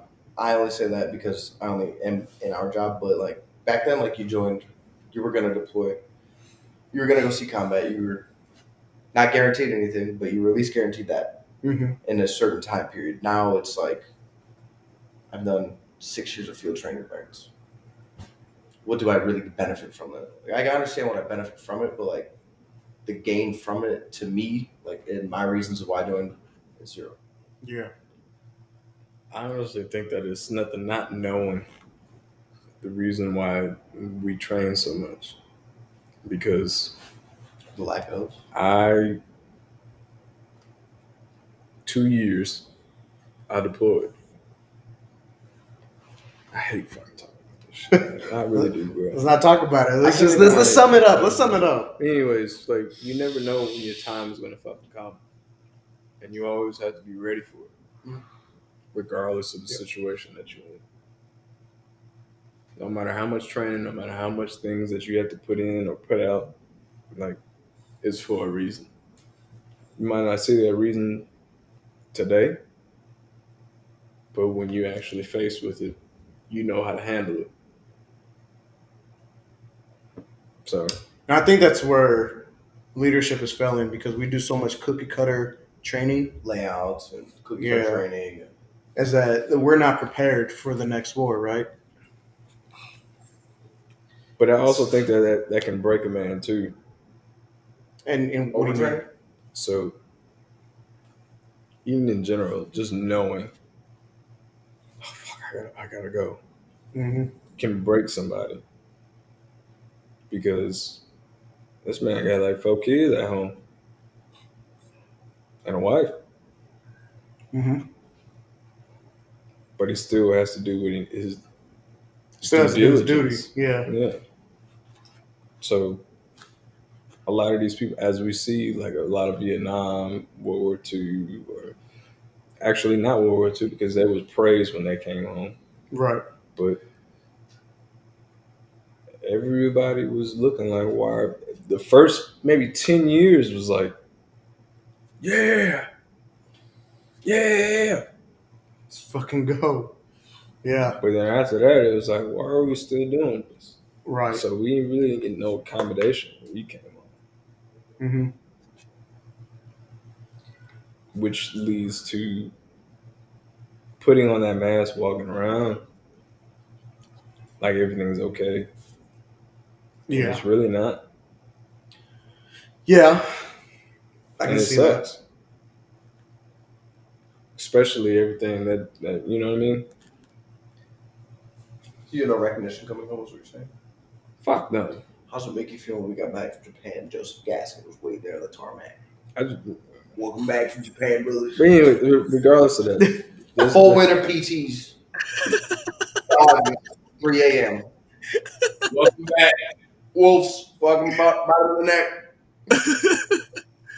But no, on another. But please the thing don't is, though, like it actually, I think it actually encompasses a deeper emotion, knowing that you didn't come home to really anything. I came home to a daughter. I didn't know what the fuck to do. Yeah. I just fucking slay bodies. Yeah. So now I have to be gentle. Yeah. So it fucks with you so fucking much. And then you're trying to shift your brain and shift your mind to the point where like you can't make sense of it and you're fractured. Since the fractured face. Yeah. I mean that's what we represent, right? Oh, 100%. It's like not necessarily just a man, but even a woman. Like everybody puts up this persona of like, hey, I'm always okay. But then and that's what I'm saying. Like, especially in a military standpoint, like, I don't think. I mean, you want to be part of that glorified fucking MOS and shit, you know. But then they don't prepare you mentally enough for the stress and the emotions that you're gonna go through. Yeah. Now you can be. They kind of prepare you for the ups of your career. Oh, I mean, yeah. Have you guys really done preparedness for your downs of your career? 80 level 1. Yeah, but your annual start in ASAP brief to really fucking prepare you for the downfalls that the military knows you're probably going to go through. I mean, I guess it's just more just checking the box. Miss Lori, checking the box. Like, please don't like, you just love name dropping, don't you? She knows. I told her I'm going to come to check the box since I have. Oh my gosh! Just name dropping. Her clipboard. But no, on some real shit. So with knowing that men have to change with times, and this is probably I'm gonna ask probably like 2 more questions. Knowing that men have to change with times, how do you think society will feel about that in 2050? You mean men changing with times, with No, the as the time changes? no, in general, like society or people, how do you think they would change with times all the way up to 2050? Are you asking like how we as men would change? No, In the next- as men, women, children, everybody, how things would change in 2050. What would be relevant? What would be not? What would it actually have? Like, what, like, you know what I mean? I think it's just Flying based on the situation that's happening. You know what I'm saying? Like if we do go to war, now men are gonna actually come out of the woodwork and be like, "Oh shit, I'm fucking hard as fuck now." It's gonna be those not strong men either too. Then Those women ones. are gonna have to step up and take that role as a man. You know?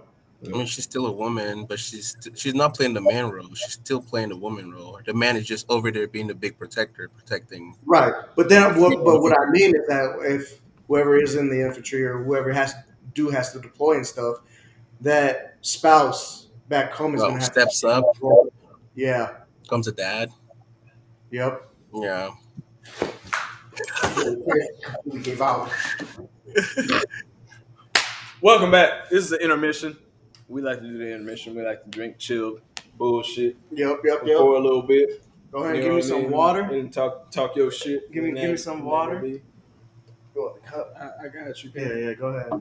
Just pass it over, bro. Fuck that bullshit, man. Just give me the goddamn Yeah, drink, we put you know vape what I'm on saying? it. We haven't got Just give me the goddamn, we just the goddamn motherfucker like You got something. another appeal? Yeah. No, we're not about to do that. We're not about to do that. No, this is a segment of the show that we actually just, We just just chill chill. and bullshit for a little Yeah. bit. Maybe Is there about anybody you wanna 2, call 3 out? minutes. Go to the Yeah. bathroom. Let's do a little call out Oh, section. Okay? shit. Let's No. throw the pot. Let's throw the pot. Is there anybody you want to call out? Hold on. How do y'all like? I'm actually impressed. Why is that? I said, do you want to call anyone out? All right. No. I'm actually very, very impressed on how Cody Ruffner views things, because he never really sounds really intelligent when he talks sometimes. It's my mask. I like it. Yeah, like he never sounds, except the other time when he wore his glasses in February, like he was so smart. I was like, who is this guy? Where is my friend Cody? What Yeah, have you running done like- to Cody? Platoon level Cashback pronouncement. Everyone done, and they're just. Oh, hey guys, it's me. Like he, That's my mask though. That is it's one not of it's the not best it's not masks magic. I wear It's just every day. surprising because I never expect you to sound really intelligent sometimes when you talk. That's why I call you Gonzo. We're not gonna start that. But yeah, like I'm actually very, very impressed. You're actually really intelligent. Very, very, and I'm proud. Proud of you, Thank buddy. Thanks, little bro. Buddy. I would say that's just one of the masks I wear. I Oh, don't the like mask? I don't want to be a smart person in a room full of idiots. No. You being the smartest person in the room is when you don't have to talk to prove that you're the smartest person in the room. That's why I stay Which- quiet, because I'd rather Yeah, that's why you stay quiet. It's a good quality. It's a very good quality. You don't have to prove yourself to be the smartest person in the room. I'm just loud when I want to. The ones who are very, very retarded are the ones who just are the loudest people in the room. That's how you know they're dumb, because they're just loud and they never speak intelligent shit. And you just sit there and just let them bullshit. When they're done talking, you, the smart person, be like, you know what? I'm not going to do what that guy said. I'm just going to do what I did, what I know is right, and you do the right thing. You missed it because he just literally called Ruffner a bitch. He also called you out. That's crazy. That's crazy. He's like, I'm gonna take this chance. I gotta call people out. I said, that. Nelson and Ruffner, y'all. Damn, I was like, hey, No snacks in the office. No. Nelson, you're a very, very good role model. You don't see it, but you're a very good role model. You see, you did that face. That's the thing. You don't know you are, but you are. I've heard things from people who work with you who say they wish they were under you, I've been telling you this shit every because time the way you call out. carry All the yourself time. with, Three people who it's not the wisdom, but even if you're not smart, even if you're not wise, but you you walk with your shoulders so high that people just feel like this dude oozes wisdom out. So that's why they want to get your opinion about stuff. Even my PSG, like he will like, oh, I want to do this, but I'm not sure about it. Let me go ask Nelson real quick. And he will run to your office. That's your peer. And he will run to your office and be like, hey, what do you think about this? Even me, like, You can ask. it was same with me. Like I go to that retard over there, Cody, to ask for advice all the time because I don't know everything, but I know he's smart. I know he's not the wisest person in the room, but he's wise. So I ask him for wisdom. Even you two, I ask you for wisdom. Same thing. So you're a good role model. Like, don't change who you are. Keep being you. I appreciate it. I thank you. I promise you, I don't think I am, but You don't think you are. That's a good thing. Yeah, it's a good thing. God, that one once thing. you feel in your head and stuff, I'm gonna humble you. Please, he's gonna come in. Y'all look up to me or something. Go get this shit on my house. I'm God. What? Why don't you guys kiss my feet? Don't make me go get my wine. Y'all are wild, bro. All right, intermission complete. Yep. Now we're back on the topic. Yep. So, I mean, we hit a lot of points, right? Now, let's go back to the social norms. All right. So, like, being in this generation, how do you feel it's turning out for a man? So you don't like the way the a man's structure is being. I don't like the image people portray of a man. The negative side effects of that. Like, I don't need no man. I can do stuff. That's it. This man never did this for me, so all men are this. Now, it goes both ways, don't get me wrong, but for the sake of the question, I think it's going down and our expectations are going higher. Due to maybe, let's say in a relationship, the lack of want from the other side, the lack of drive, or even if it's that old mindset. Like we were taught to be strong, providing men. What were women taught? Yeah. To stay at home, cook, clean, and keep their mouth shut. All right, sorry, you cut that one out. They don't make posters to hang that shit up on the walls in houses. But what were they taught? To nurture and be the at home. But is that changing? Or are they trying to break away from that? Because I know some want to break away from that and be independent, but most want that plus more. And that plus more is kind of what is driving the men's image negative. Like, oh, he don't buy me flowers every Thursday. I'm a government sandwich. Does that woman have a man though? And that could stem from the. Or is women the looking prior for man people that are single and listening to their words? Are they looking that to be drives taken care them of? to make? Or are they just looking to be taken care of? Now, could this become the reason of why like their type of communication style? Because if you look like from past generations, like a man becoming an introvert is a lot more likely to happen now than it was back in the day. I'm extremely introverted. It's weird. I could talk to anyone like at work. You introverted? Listen, I know. Fuck yeah. Dude, when I throw my uniform on, it's just a mess. It's just Sean Ruffman walking around. Oh. To me, at least. Right. Like out in public, like even I go to Bucko's every day. I hate talking to the fucking people there. Outside of uniform. I'm extremely introverted when I'm not like in my comfort zone. And like I'm just in my car. I'm only fucking alone. I know that sounds so fucking weird because I know what I say. We're gonna leave it at that. But it's just like my actual persona, like outside of work, I'd rather just hang out with you guys or just nobody. Or like I'm comfortable like this setting is comfortable. Like you guys' spouse is like, oh, like I've known your wife for how long? I've known your wife now for 2 years now. Like I'm very comfortable outside of going out. Like Walmart, sunglasses are on. So what's your coping mechanism? To being introverted? Yeah.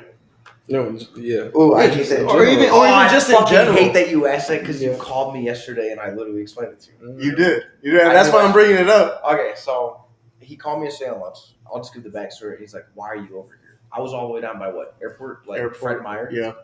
On lunch, and I told him it's like my days are actually extremely structured, believe it or not. And I like to drive, and I have a certain route. And one of my coping mechanisms is just driving. Like last summer, I was somehow all over the northern part of Alaska. I think I remember even texting you a couple times, being like, "Hey, found my service. Sorry." And Canadian soldiers are calling me, hey, I don't know who the fuck this is, but he got 5 seconds to get away Hey, from you got us. one. You got one in DTA still on us. You got one. You're just gonna get him. But my coping mechanism is driving. I just like to drive, and I have a certain route. I'm not gonna say it on TikTok or the internet, so I'm about to change it. But I like to drive, and that's my coping mechanism. That and pacing. Oh man, you drive me fucking crazy with that. You and Kentucky dude just be sitting there pacing, and I'm like, bro. If you want me to effectively think while I'm sitting there, at my potential, there's a route in his office. I will walk it. It's to his corner, back to Bale's corner, back. It's just. I had to hit him with the man. Sit your ass down, man. Like you making me nervous. What you always do. Also, like talking out loud. As an introverted person who enjoys, I like to speak out loud.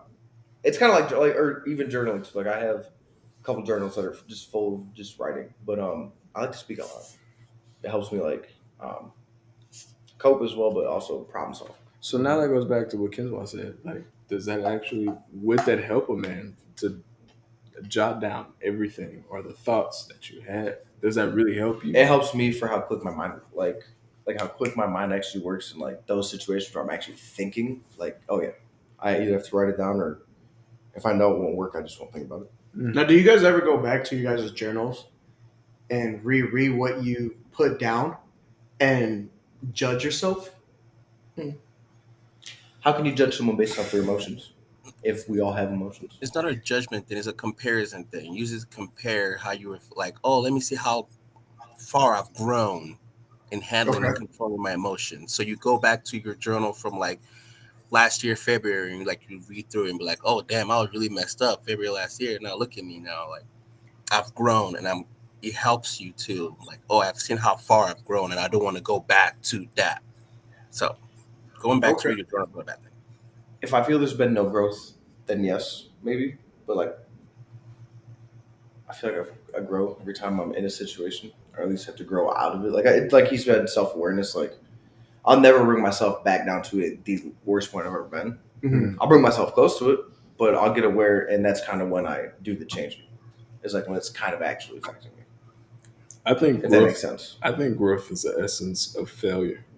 Yeah, 100%. When you actually do make mistakes and you learn from it, you grow from it. Mm-hmm. So I encourage it. So when I see people fail, like even no matter who it is, like I know you're fucked up. I'll let you know, like, hey, you might want to do this. And they don't want to do it. But I sit back and watch, and I see them grow after they didn't have that penalty on them. I think that's the means of growth, is just knowing the left and right limits. Right. If that makes sense. Okay. If you're not aware, you won't grow. Yeah. Without awareness, you won't understand there's a problem, and you won't understand that you have to grow. So how do you guys deal with, or how do you grow from the emotions and feelings that you have? So do you remember what he said a second ago, or like a little bit ago, how people painted? Mm-hmm. When Lex left the first time, I don't know if you've ever seen it around my house or just even in Colorado. I used to paint. I have it hanging up still, but like that was one of the things that I knew when I stopped doing it. That was my growth. Like I was done. Like I put almost all that emotion into that, and I left it there, and just moved on. It kind of sounds shitty, but like it was like a process, if that makes sense. No, not necessarily. Like there's like probably at least 100 of them. Right. Shit's on me. It was one too many. I probably shouldn't have made a security deposit I didn't get back. But it was to me, it was a perfect coping mechanism, and it showed my sign of growth. And it is actually one of the things I look back on now that I am thinking about it. In the beginning, they're all just darker colors, and like when towards the end, like the one I have in Grayson's room was like one of the last ones I made. It's just bright blues and shit like that. I was like, oh, okay. I feel like scars of progression is growth, and it hurts, and you have to go through that, especially with nobody guiding you or helping you. Mm-hmm. Like, so with being where you want to be, everybody sees that end state, but doesn't understand the failures and everything that you had to do to get where you needed to be. It's a tough road, dog. It is, yeah. And I guarantee you can attest to that. It's a tough road. And it's gonna fucking suck. Yeah. Which I say every fucking time on this goddamn pocket. Like it's gonna fucking suck. Yeah. So what emotions is going through you whenever you're hitting an obstacle and you're just like, fuck? When I I'm not gonna lie to you. Do you see the light at the end of the tunnel, or I know that what's your thought process when you have an issue at hand? Like you're like, okay, like what is your thought process when an issue like yesterday's, last night's, or this morning's, or wherever you want, brother, time that shit was. But when I do see an instant ever go, I can see it, and I know it's there. But it's a path that's wildly fucking long. Mm-hmm. But with winds and turns and obstacles in this case, and you're gonna have to actually sometimes adjudicate those obstacles and actually move around and you know what I mean, and do what you need to do. But a lot of people don't do that. They just run right into them, and then they get stuck, and they're just like, "Oh, I failed." That is true. So when you see an obstacle, like what is your thought process on it? Are you like devastated? Anybody, fuck, god damn. Well, yeah, okay. Besides that, then, like, are you devastated? Or are you like? No, I'm not devastated. like, of course, I'll say what I need to say, but god damn, like, fuck, man, like, I just conquered one obstacle. Now I got another fucking. Like, I thought I was good. Right. Shit, you just said it yourself. This road got fucking bumps, winds, and obstacles the whole way to it. I thought I was good. Nope. There's another one that comes up maybe 8 months later. Shit, I want an 8-month break between obstacles. They don't even have to be 8 months, but 3 months, a day, whatever. Like, what about you? I didn't say it. I didn't say it. I mean, for me, Ding. everyone has a different view of life and obstacles. But how I always view life that every day is an obstacle, and you going through that day, you've passed that obstacle. So you should be grateful. So for me, like if I'm going through anything and I see an obstacle, I first of all like, okay, yes, there's an obstacle here, and I feel it's not big, it's not too big for me to cross. So regardless of what that obstacle is, I always believe in myself that I can cross it. So that's how I've always viewed obstacles for me. And I know it sucks for real. Like you're like, fucking shit, man, I have to do this shit again. Or, you know, like this shit is fucking hard. Like, what am I doing here? Like, you know, you have that moment of self-doubt. Like, I'm just going to quit and be like, fuck it, you know? But you just, you know what? Like, I'm just going to just keep pushing through. I've grown so much. I'm just going to not let this little obstacle here ruin all the growth I've made for so long. Does growth define the mask of a man? Maybe it's when he takes his mask off. Because behind a mask, there's always the original, right? Yeah. I mean, I feel growth and mask. Like no, so like does growth define the mask of a man? I don't think a man should have a mask on, anyways. I don't think any man should have a mask on. So are you saying that you've never put on like an invisible mask and masked your emotions or anything like that? I mean, from my face, you can always tell what I'm feeling at that moment. If I'm irritated, you can definitely tell I'm irritated. If I'm not happy, you can tell I'm not happy. If I'm sad, you can tell I'm sad. Like if I'm really, really happy, you can tell I'm really, really happy. So I don't wear a mask. I don't believe in wearing a mask. I don't believe a man should wear a mask at any point in his life. Because when you start wearing masks, people are not gonna approach you. Like if you have that mask of like there are people who have those faces with the RBF, the resting bitch face. You don't want to talk to them. Like it's Right at me. That shit got that permanent RBF. Yeah, resting. He got the RFF. The resting fighting. And you're always like, oh, well, like I just have an RBF is who I am. No, it's not who you are. You're wearing a mask because you don't want anyone to approach you at that time, or you just feel like you're weird around social gatherings, or you're just in a place where you don't want to be at that point. It's not you having an RBF. You're just an angry person at that particular time, and you just don't want to talk to anybody or something like that. So, yeah, Nelson. I told you. I'll say you do. Because, like, you'll put it on your face and you'll say it out loud. Yeah. Still put it on your face more. But I also think in our job, like, like, if you can go look at someone and be like, oh, first heart don't look happy, you probably shouldn't talk to him. I think that's not a bad thing. That's when I push his buttons. Well, that's when I'm going to go, especially. That's definitely when I'm going to go talk That's to him. when I push his buttons the most. Oh, you don't look happy. Watch this. Probably like how you're about to be on Monday, right? You're gonna go in with a smile on your face, but you know deep down that it's not gonna be a good day for second. Yeah, check out your boy after Monday. That's your friend, bro. Well, yeah, but I actually did check on him because I'm a good person, and he's perfectly okay. We're not talking about that one. Okay. Oh my goodness! I appreciate you joining the podcast. Yeah. We all do. From the legacy of ours, your input was very fucking valuable, and made us understand some things that we didn't. Yeah, we thank you, and we someone hope in we the have another chat. Someone in the TikTok chat said a start.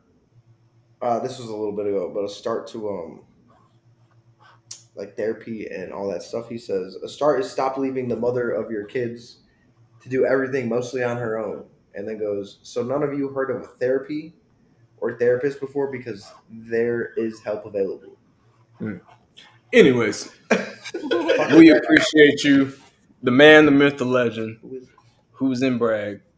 You know him as Kentua, the swollest black gay man in the goddamn probably America. So all we have to do is a test, and we have to do a toast for your goddamn thing. And I appreciate you. We all have alcohol here. All right. Oh, yeah. This is apple juice. To the legacy of ours. Legacy.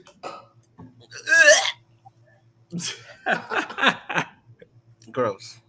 Thank you for being on our podcast. Appreciate it. I'll see y'all Monday. Bye.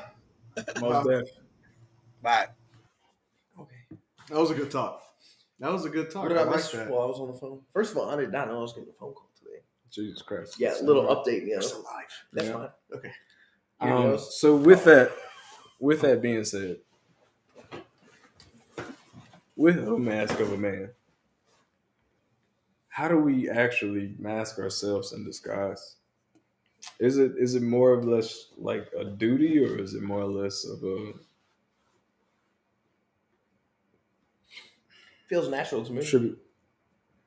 naturalization? No, it sounds so shitty, but it's natural to me. But isn't that what we want to people to basically break down those walls? Eventually, I will. But I feel per my situation with how inconsistent everything has been, instead of being on a roller coaster of emotions in public, I can just deal with it myself or with the close people I have, and then mask to the rest of them. But I also don't let it interfere with like what I had going on with the day. Yeah. At least like emotionally, or like, you know what I mean? Like, Hell no, nigga. Everything we probably do. Yep. Ding. is fucking. That's 1.5. I'm sorry, but everything we do is probably contradicting as men sometimes. Like we want to do one thing, and our significant other wants another. So it's like, where do we actually meet in the middle with that?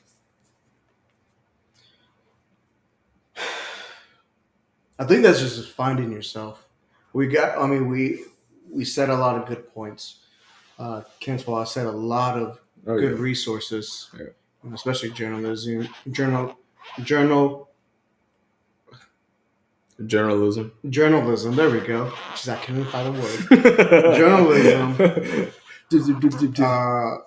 Sports, even hobbies and stuff like that. Just an outlet. Yeah, just an outlet. Just being able to express your emotions, even through a different type of video games. That is my number one emotional outlet, and I think that is something people fail to see. Like some people look at it. Let's say some spouses. We see it on Facebook. We see it at work all the time. Oh, I don't get why he plays the game.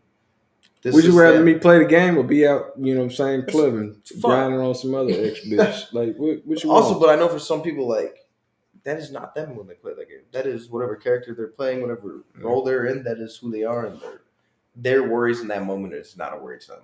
And it also creates a positive thing to face for them. And a safe space. Shit, I'm going to revive. Shit, I might even respawn. But if I kill myself now, because my situation, neither of those are happy. Yeah, bro. But like I said, to me, that's an emotional release. Fuck Call of Duty for age of 7 years old till now. Emotional release. To me, at least, like I could see that as a viable.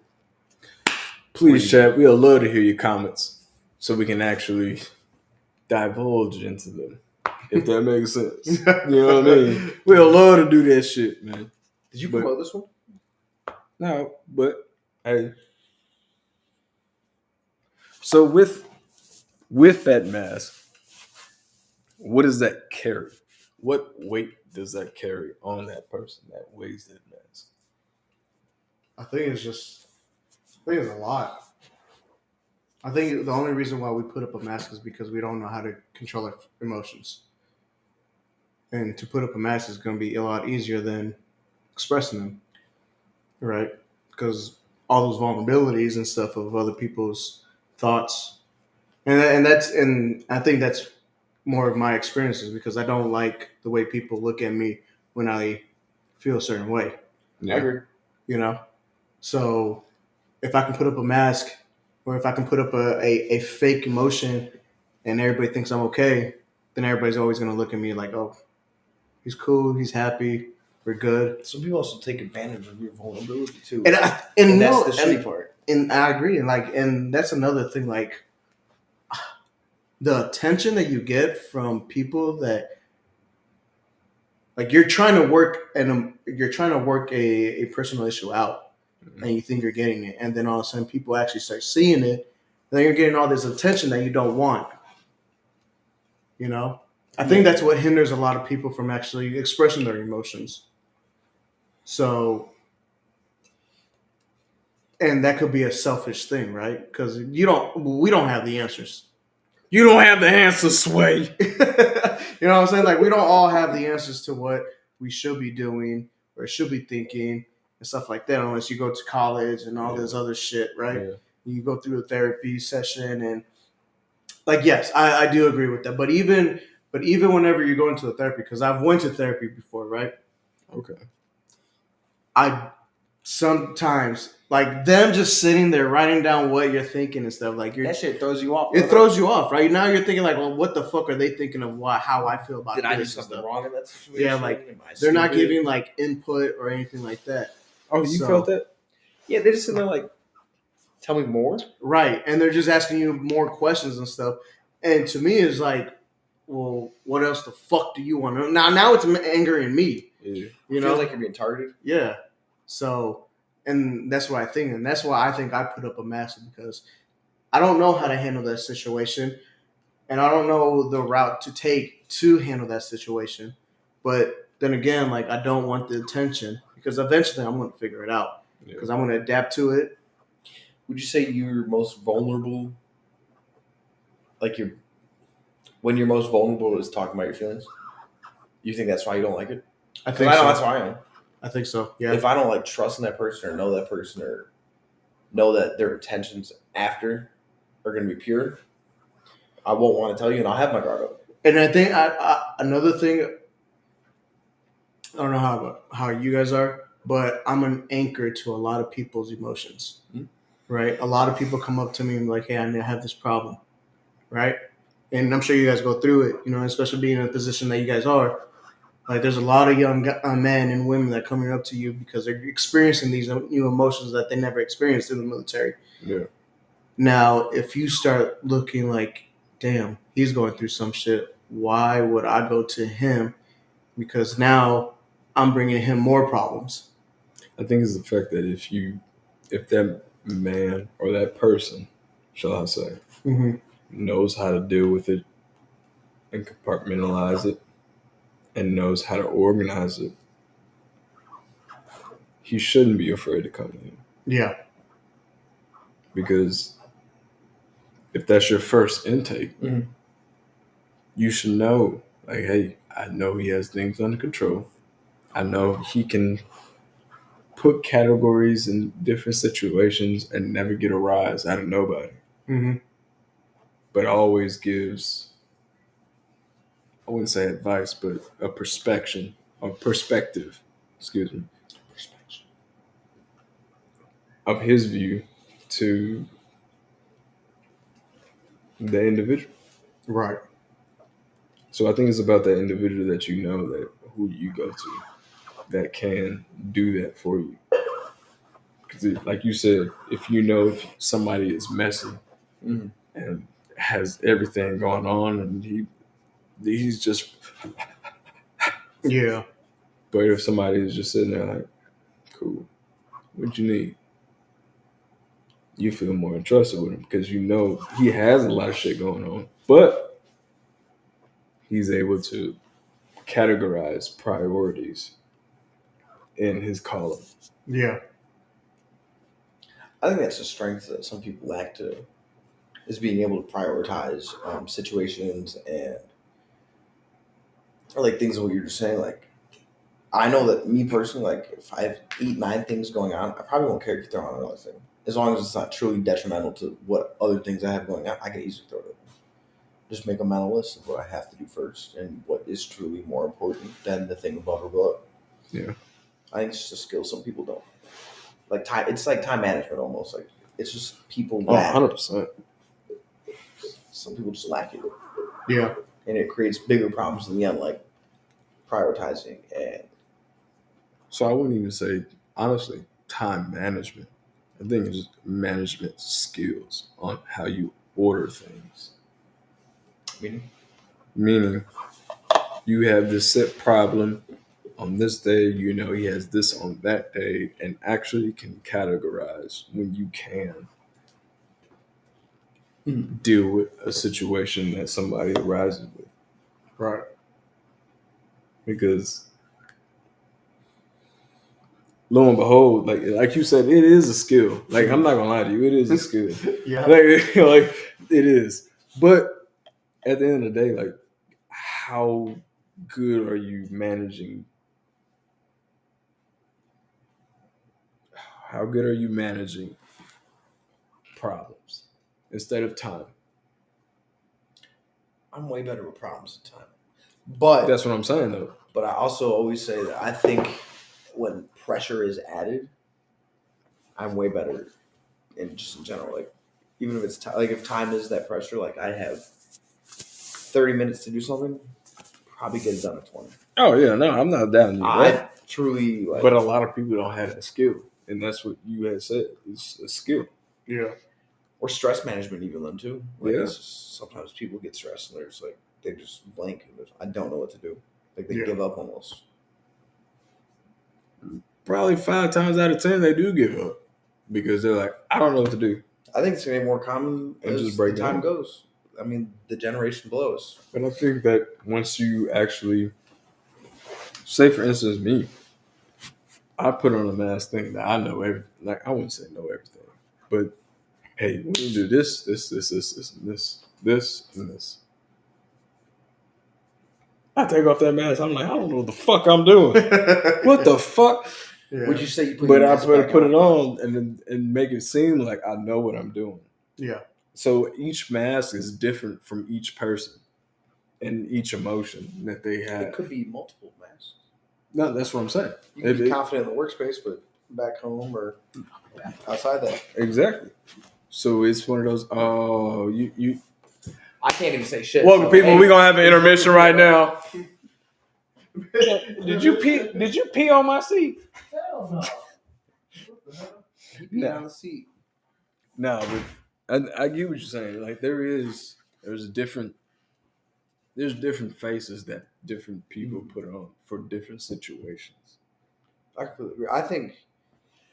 I'm trying to figure out like an example. Like a first time I told you to take charge of the company for PT formation. You got to put on a different face. Even though, like you say, probably like total of 8 sentences in the morning, Yeah. you still kind of got to put on that face to get the accurate report right. Come on, you tell me around. You put that little E5 in charge of the platoon, they're not going to get their full accurate report, even though they're not the PSG. Sometimes I don't think faces are a bad thing to put on. Like a mask. No, is I'm not bad. saying that I don't at think all. it's a positive thing. I'm just saying, like, when do individuals know when to put on that mask and when to take off that mask? For instance, I have somebody that I work with that puts on that mask when he works with me, but when he gets around everybody else, Just lost. he's like he wants to act like a kid. Maybe it's just time. I feel targeted right now. No, I'm I'm fucking with you. not talking about No, I think it's. because I'm still trying to figure this out because it doesn't make any sense to me, honestly. And I think a lot of families, honestly, have those people who have masks on and they don't really realize it. They don't actually be like, "Hey, yo, cuzzo," That's a deep. you know what I mean? Like they don't do that. So maybe that person is lodged in himself and just by himself without nobody realizing. You think a sense of being alone could make them feel like that, Uh-huh. even within their families? You don't have to be alone to put on a mask. No, I agree. You can have people who actually do care for you and actually do, be around you. But at the end of the day, like, is that who you really are? That's a tough one. Could a mask teach you to be that person though? But the mask actually teaches you to handle different circumstances. I think it takes away from the teaching, but I think it also can teach something. I don't think, like I said, I don't think a mask is a positive or a negative thing. I think it's just something we do as people nowadays, just to keep It's something. like a contained. defense mechanism. Yeah. Yeah, it's just like your fight or flight, but now it's just like I'm doing both. That's the fuck. That is kind of like doing both, kind of running from the problem or facing it at the same time. Yeah. It's a big issue.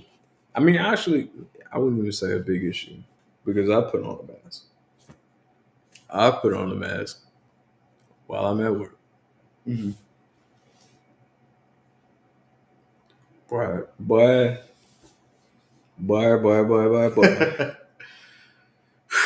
Essentially, I mean, you do have to put on a mask whenever you're in a position of authority, right? Everybody's coming up to you because they think that you have the answers to lead in any direction, no matter what is actually presented to you. Yeah. So, I mean, work standpoint, is it okay? I'm not saying it is, but then again, I'm not saying it's not, because you still have individuals following you, right? So, at least that's my point. But it also hurts those that put on a mask and have nobody, like I said before, no support channel or nobody to help them out. Yeah. So like now we're talking about people that do have people that we can actually talk to versus people who don't have nobody to really talk to. So they have to put on a mask. And the thing is, though, it's so similar, you would never know. Yeah. You would never fucking know. That ties back to what you were saying earlier. How about like the most happiest people like will kill themselves? So I think that it's just one of those downsides of a mask. Because I mean, in the end of the day, you have to take it off, right?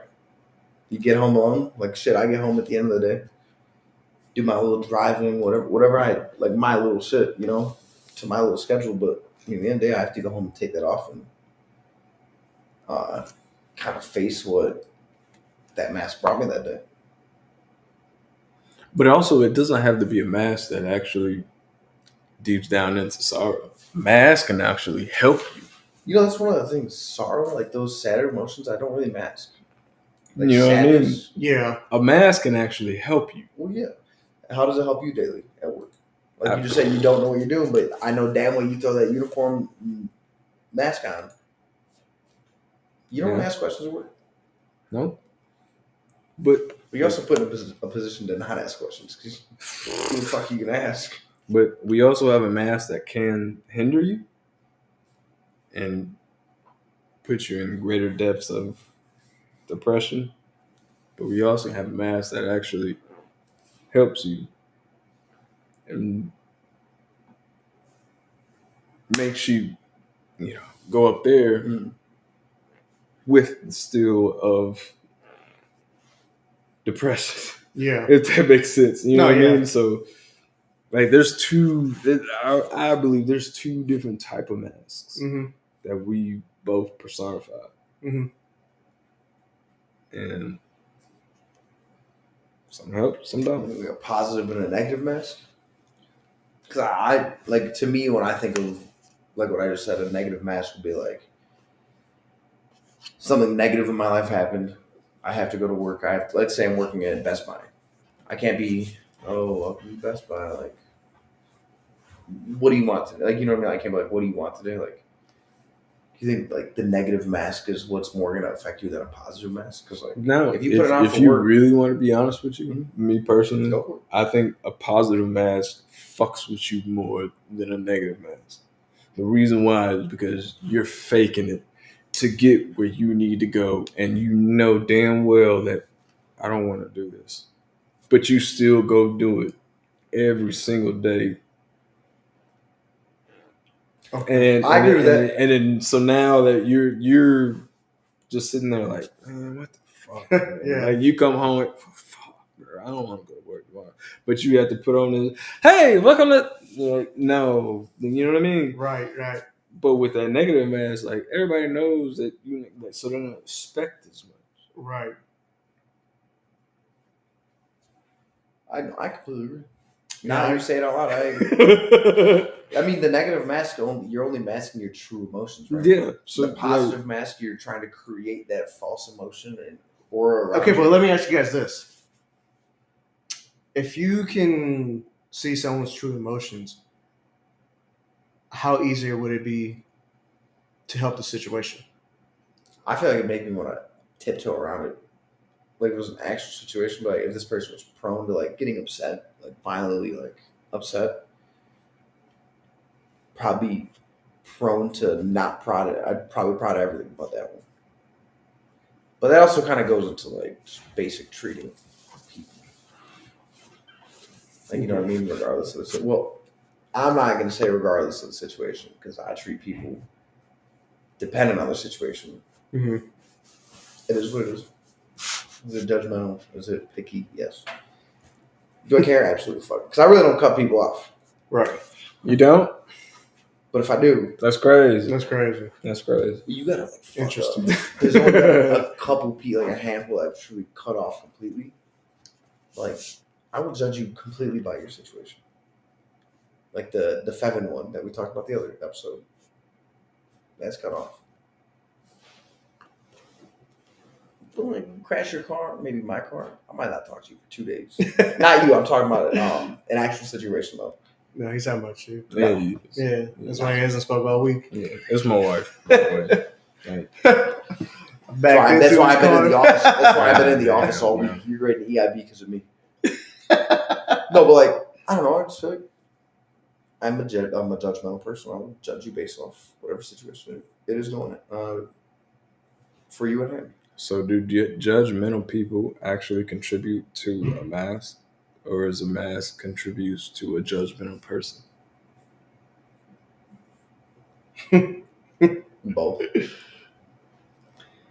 You might put that mask on so people don't come and judge you, or you're just gonna be judged for wearing a mask.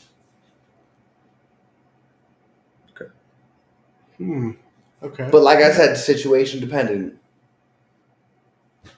You go and fucking get in trouble for stealing. Boo-hoo. Probably not gonna cut you off. Bam, bam, bam, bam. Thank you for tuning in. TikTok, YouTube, like, subscribe, comment. Please, please, your input is very fucking valuable without you even realizing. Thank you for tuning in to the Legacy of